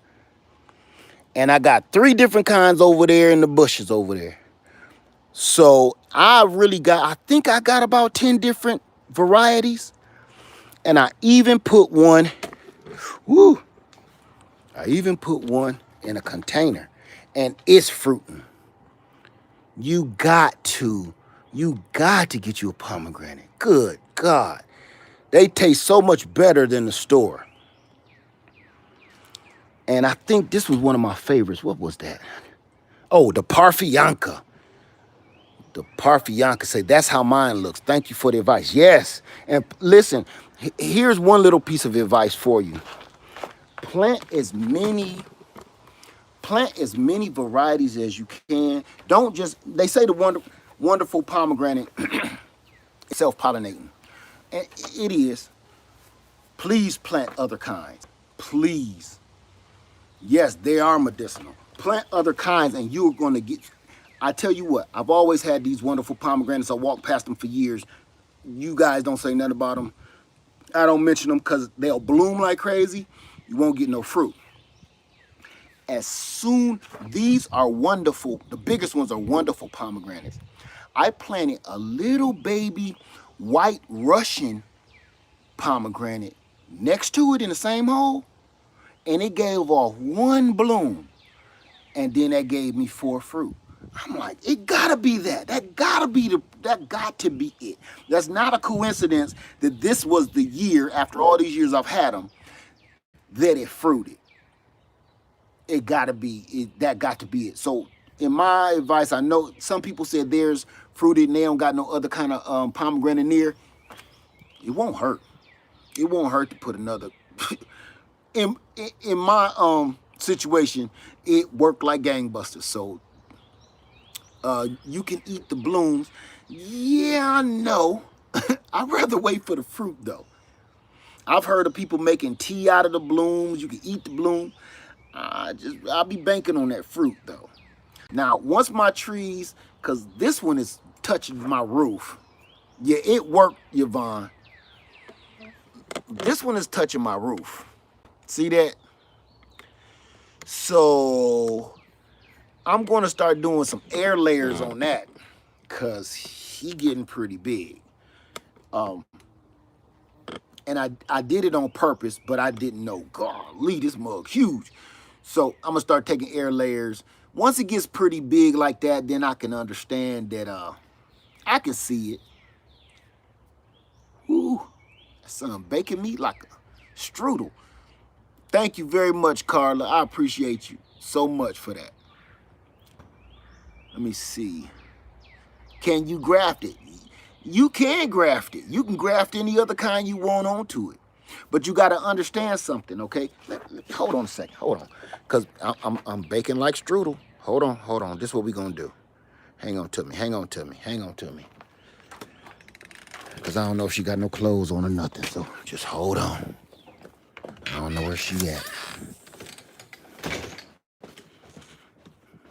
Okay. I'm going to just come over here real quick. Ooh, that feels so much better. Ooh. Okay, all right, goodness. I don't need that much vitamin D. You can get so much vitamin D, your brain will start bubbling. Alexa, turn on the light. Okay, all right, we in the house now. The video is 5 years long anyway. Let's go ahead and burn it up. Same with elderberry flowers too. Okay, When the kids staying, friends don't know if mom's right, right. I don't know what she in here doing. She be like, you got people all in the house. I don't want to get no whooping. Let me see. It will be stored for later use.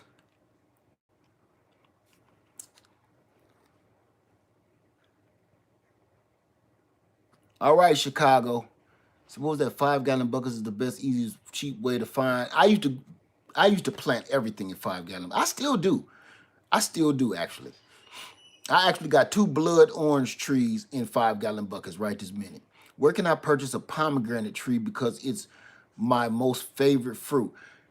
They're going to be hard to find, but either go to Ison's Nursery. I think it's one called Willis Nursery, and then try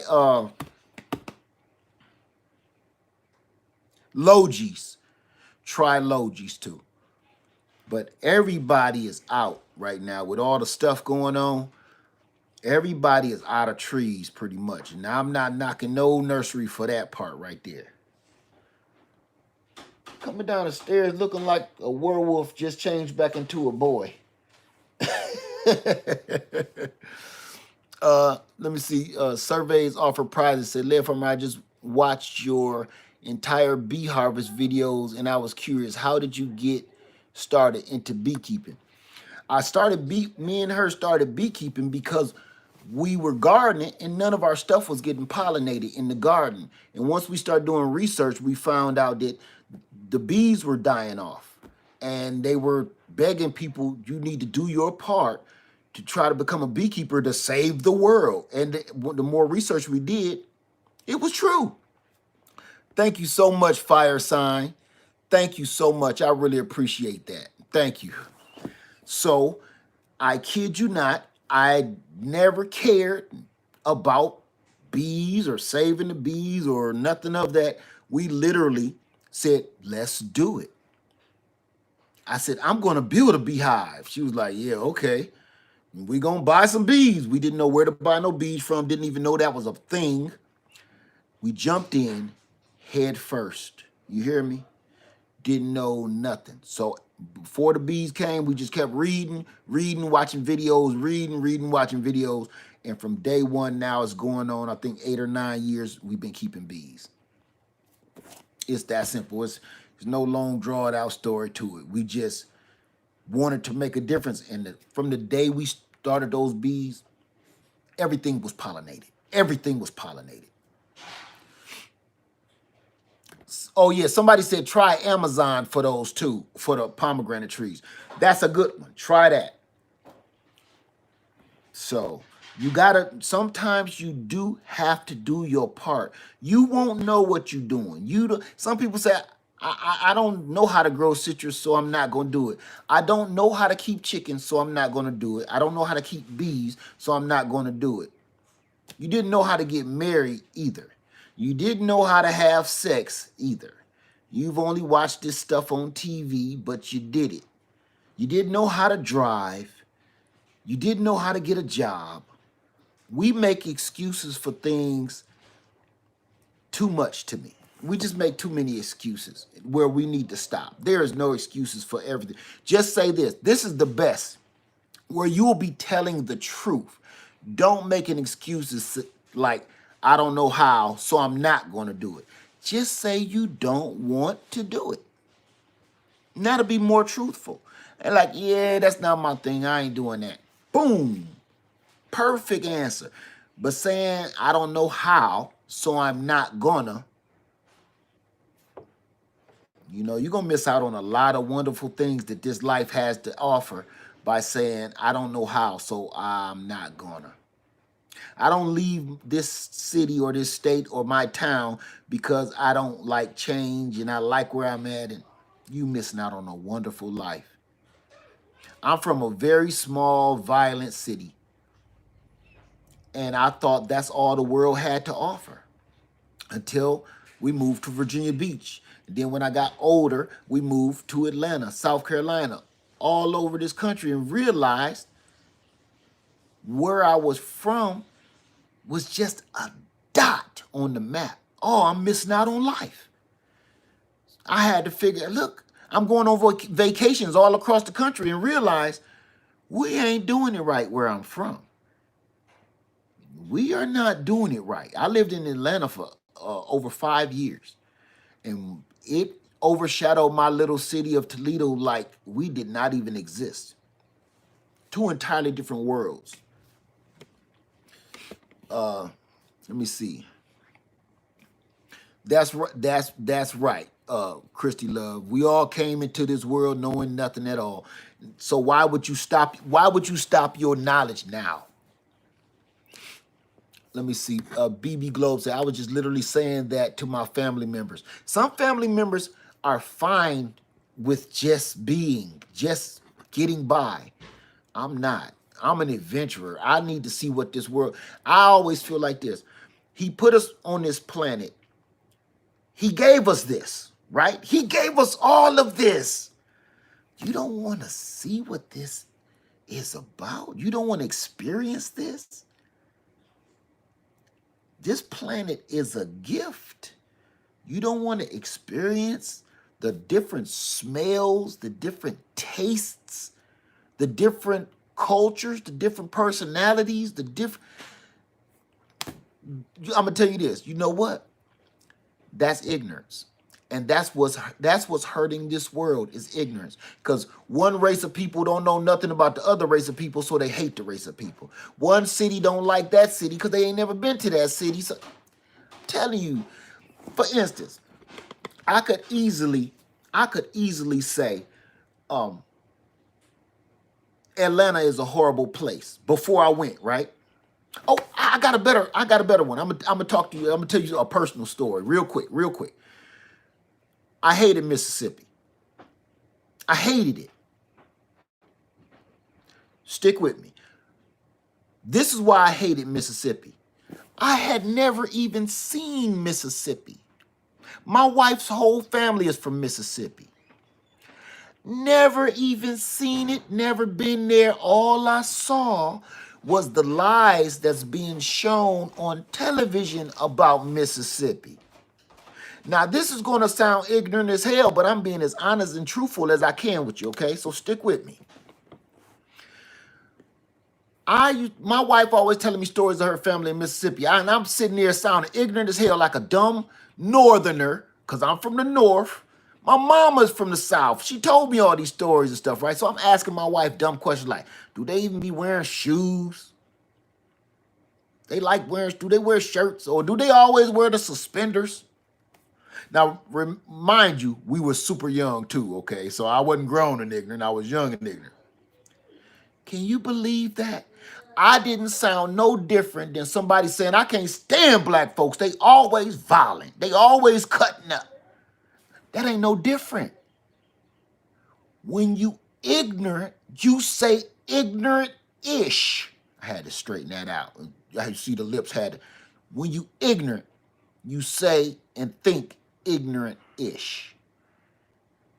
Do you want to know something? My wife begged me to come down to meet her family in Mississippi. I'm like, all right. Dang, God, all right. But I'm wearing shoes. Remember that, baby? Oh, I thought she was down here. I get to Mississippi. Loved it so much, I didn't want to leave. Between Jackson, Louise, Mississippi, Midnight, Mississippi, Belzoni, and Yazoo City was some of the most beautiful stuff I had ever seen. Untouched by big city nonsense. Still in the clutches of a little bit of racism. But the nature and the natural things around it was overwhelming. I had never seen nothing like that before. I didn't want to leave. Her grandfather told her, you can stay right here, son. I got land right over there. Y'all can have that land. What? I didn't want to leave. As a matter of fact, there was a time when we were younger, I was planning to live in Louise, Mississippi. Ignorance will keep you ignorant. And ignorance will kill you one way or the other. Because if you come up to the wrong person talking ignorant, it may kill you. So, after that point on, I open my mind to any and everything. I never say it's cut and dry because you don't know. You say you don't like liver right now, but you don't know. You know, people do that too. You say you don't like a certain kind of food or you don't like a certain kind of place. Maybe it wasn't served to you right. Have you ever thought of that? People say, "Oh no, I don't eat no liver." Oh no, no, no. That's I grew up on that. That make me throw up. You ain't had it served to you right. That's all. You had somebody else cooking it. Sometimes you need to let somebody try life, taste somebody else's cooking. Because if you go to Chicago, you say you don't like liver, Josie B, liver sucks to you because that's ignorance. See, you ain't been served right, Josie. You ain't been served right. Because I guarantee you, if you go to any restaurant in Chicago, you'll be eating liver and onions and you think you eating a T-bone steak. Go to any restaurant in Chicago. Them boys do things different there. I won't eat liver unless I'm hitting Chicago. Because that place right there, I know they going to make this not taste like I had it. And Lord, please forgive me. I love my mama with all my heart and soul. Can't do her liver though. See, just because she my mama don't mean she going to serve it up right. That dude named Jose in Chicago, I want to put his restaurant out there. Jose said, liver and onions. Man, okay. If you don't like it, you don't have to pay for it. Okay. You better get ready to just go ahead and eat that tab because I'm not.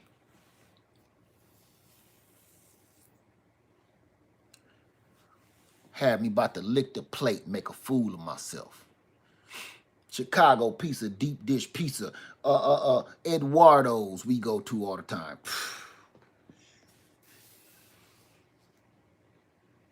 Let me stop. But my whole thing about this was talking about don't go through life with full of ignorance. Because you had one bad experience. You know, I've seen people say, I can't stand black people. A black person killed my brother-in-law. You going through life like that? I feel sorry for people like that. You would never, and guess what? They don't never talk about that another black person saved your kid from getting hit in the street. Remember that? Everybody want to just doom and gloom on the bad stuff. No, man, don't work like that, Jack. You got to think about it. Open your mind. Everybody ain't the same. You know what I'm saying? Everybody ain't the same. You judge a person for what they did. You judge a person for what they did. You don't judge a whole race of people for what one person did to you. You don't judge no plate of liver and onions just because your Aunt Maybelline can't get it right. But she my favorite aunt. Yeah, but she's a terrible cook. Try that on for size. Be your favorite aunt. She your prettiest aunt. She your funniest aunt. She the fun aunt. But her cooking sucks. I know you don't want to say it, but you got to go and say it. Okay. I love mama. This my mama I'm talking about. Ain't gonna eat her. They ain't gonna eat her liver though. And I be doggone I ever tell her that the Chicago liver and onions is beating hers. I ain't gonna tell her that. Okay, I ain't gonna hurt my mama feelings, but I'm not gonna eat her liver. I'm not gonna do it. Okay. Smells good. So right. Everybody should be judged on individual basis, correct? Just like just like the law. I'm gonna have to take Josie to Chicago. There you go, Josie. Josie, where you live at? Where you from? Where you from, Josie? Cause I'm telling you, y'all, if you ain't never been to Chicago, you missing a whole nother taste of life. Georgia, Man, come on now. You know down here, I'm a 2 hours away from you. You know ain't nothing down here but barbecue.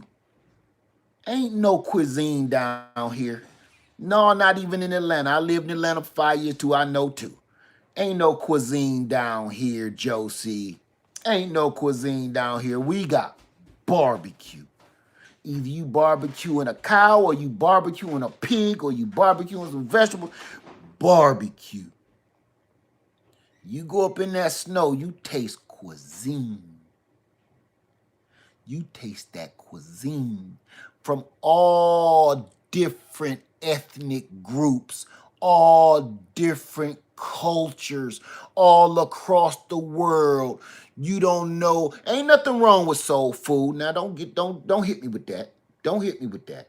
Ain't nothing wrong with soul food, but you a fool. You a fool if you think that's the only kind of food. See, where I'm from, I've tasted all walks of life.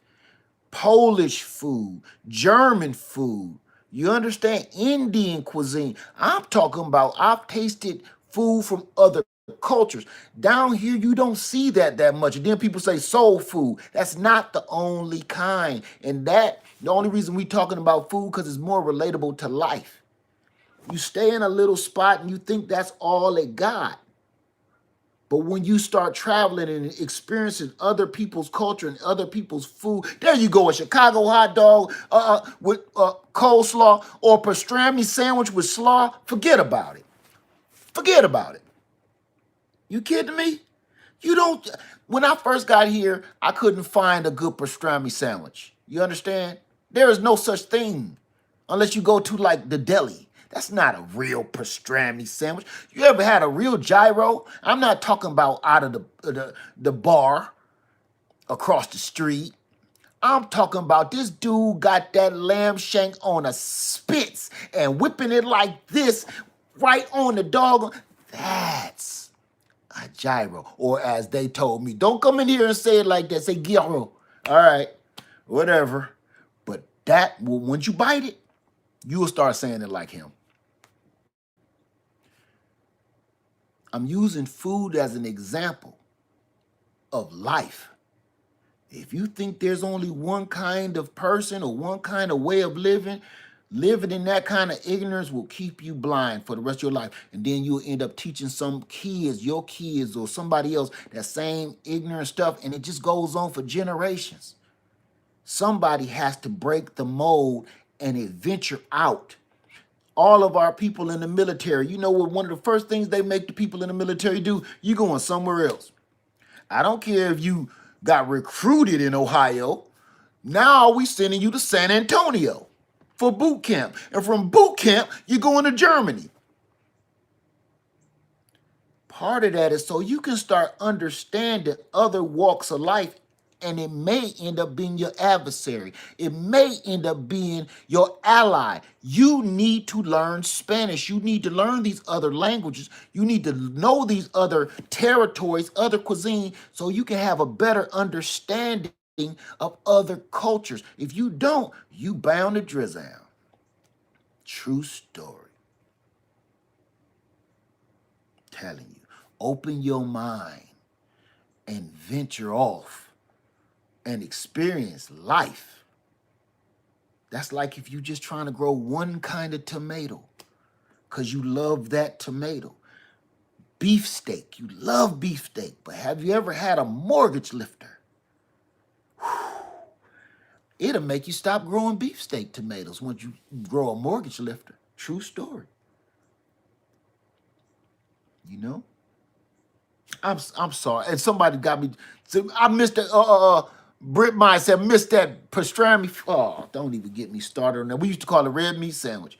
Pastrami on rye with coleslaw. End of story. There is nothing else to talk about. Wedge fries. Forget about it. Let me see. When I left New York, New York too. I ain't even gonna get started on New York food. New York is a world of its own. When I left New York to move to Florida, Boy, I suffered when it came to food. I asked where was the pizza, good pizza place. Floridian told me, Papa John. See, there is no such thing here. There is no such thing. We got this one, and it says real Italian pizza. I went in there. I'm not gonna call their name. I wanted to slap. I know everybody's seen that commercial where that dude just go around the backyard slapping everybody. Hey, you can't do that to my kid. Hey, who do you think you are? When they gave me that pizza and that sign said real Italian pizza, I bit it like and looked back at everybody because I was about to do that. I would have been the first one with that video. I was ready to slap everybody in there. You crazy. You know what? Y'all can be sued for defamation for saying this is real Chicago style Italian pizza. You could be sued for defamation. You understand? My child can make this out of Play-Doh. If y'all don't get this way, sir, I won't need any more. Oh, is everything okay? Yeah, it was. I've learned a lot. Thank you.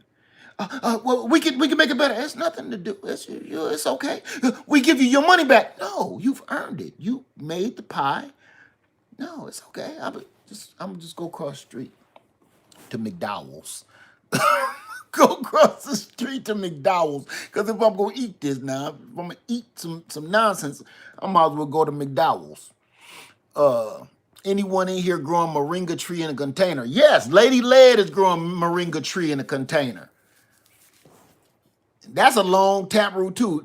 And she only doing that until we get it in the ground. Let me see. Stephen Lewis, I'm a Pizza Hut fanatic. I'm in Texas, but man, there's this Italian spot there in Grapevine, and when I tried their pizza, I was stuck. I'm telling you. You will do moringa next year. Bring it on home to Queens, man. Do you think I'm not coming back? Don't get me started. Essian Family Garden. This is right here, the Greenhouse Lounge chef right here. Essian Family Garden in the blue with the wrench. That man right there cooks everything. He's military. He's been around. He knows food. Do you understand me? Y'all go check out Essian Family Garden right here in the blue. Go check his channel out. You want to know some good food? You're going to look at some of that food like, what is that? That's, you open your mind. You might want to try some of his recipes too. Open your mind. It'll have you wonder.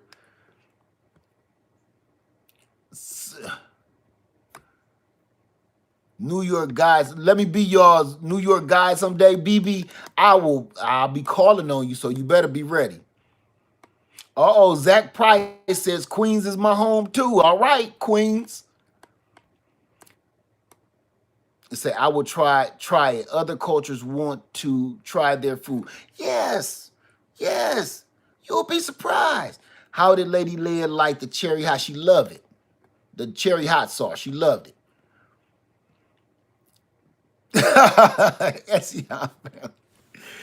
Just want to say I'm a huge fan. Hey, Christian Hip Hop 24-hour live stream. You got a long name. But how you doing? Say, just want to say I'm a huge fan. I haven't been prepping since 2015, and your channel has recently reminded me of the passion once again. You know what? And it's not just a passion, it's a necessity. Remember that. Because I got a passion, but now it's becoming very necessary in these days we in. What do I use to boost testosterone? Why you want, man?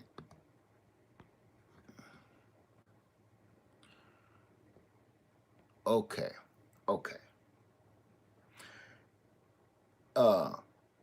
I had to get rid of you and wish you off to the cornfield because that question is so out of line. That's a troll question. If you're not a troll, I feel sorry for you, but you know as well as I know. Come on now. If you asking that question, you got more problems. You need to be talking to a doctor, not me.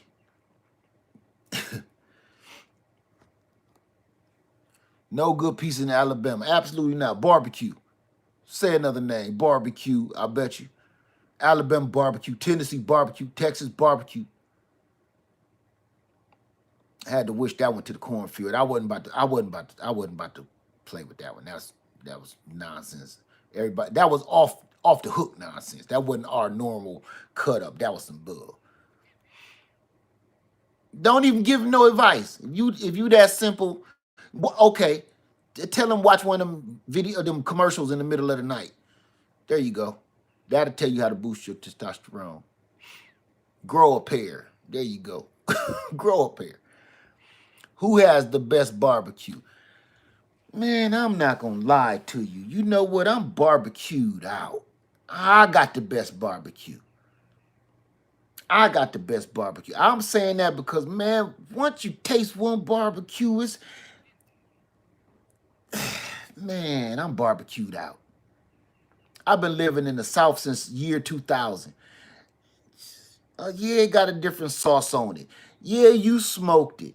Yeah, you braised it. Yeah, man, barbecue, man. I'm ready for some freaking matzo balls, and I'm ready for some spaghetti.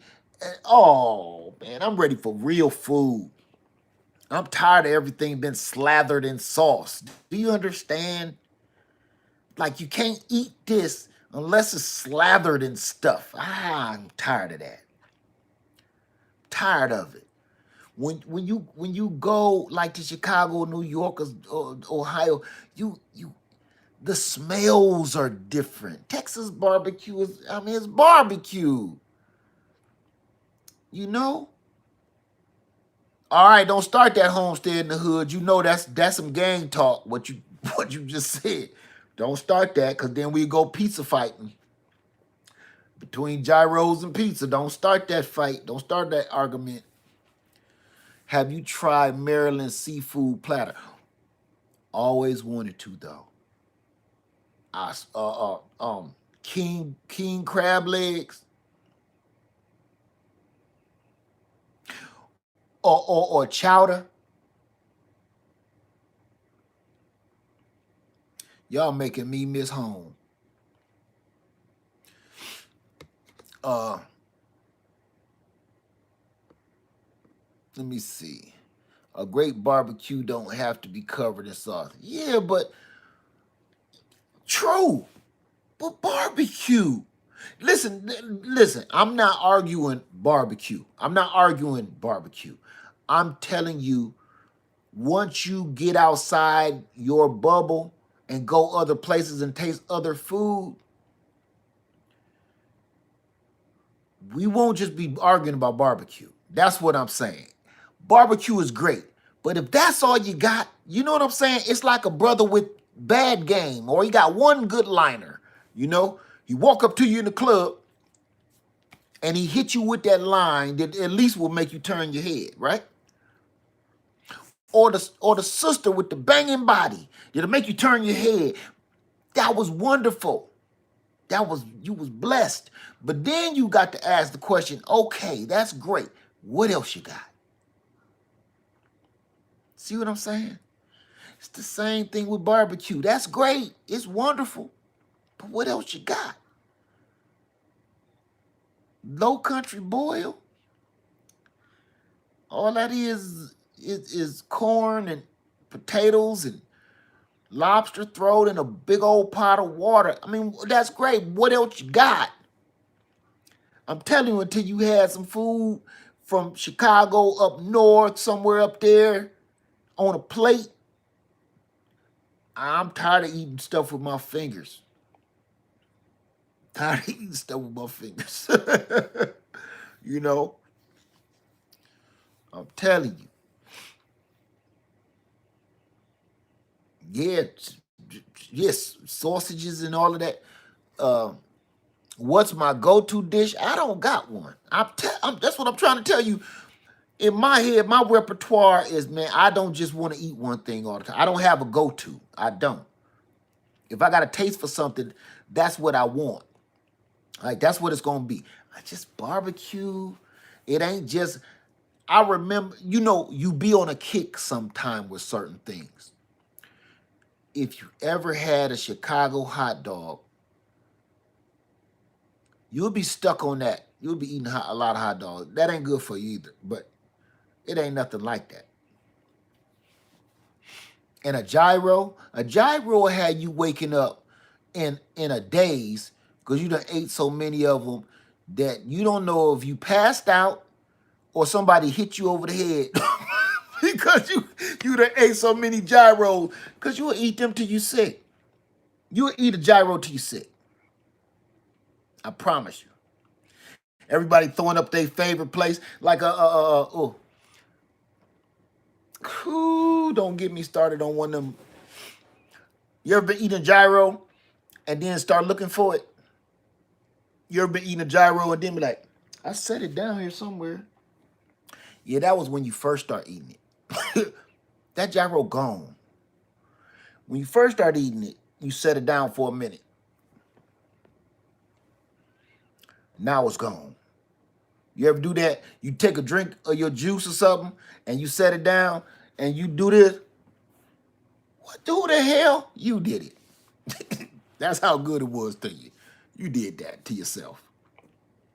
I do it all the time, unfortunately.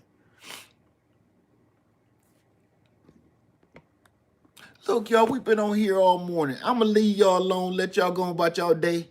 We've been in here because I'm about to open up a can of whoop tail on y'all in a minute. We talk about food and stuff. Sion Family Garden over there always cooking on this channel. And I was telling him every morning, I said, brother, why'd you do that to me?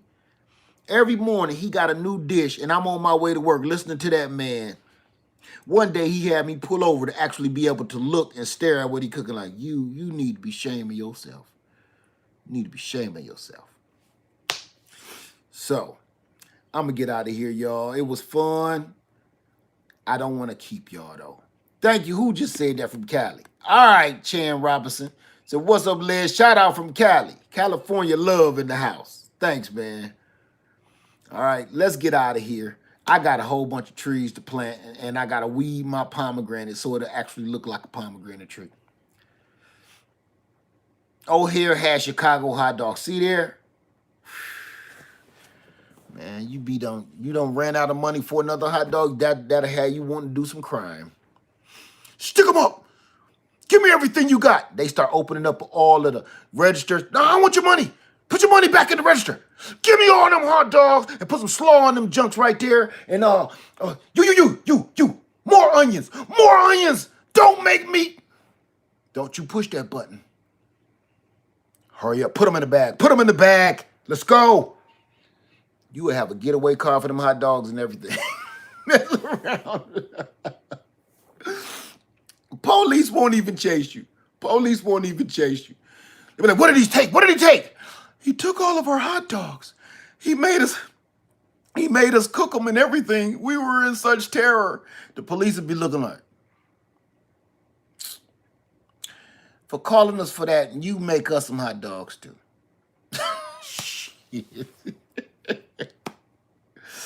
and put more sauce on there. Let me get out of here. Y'all have a wonderful day. All right. Live Farm 3. I love y'all, and I'm out.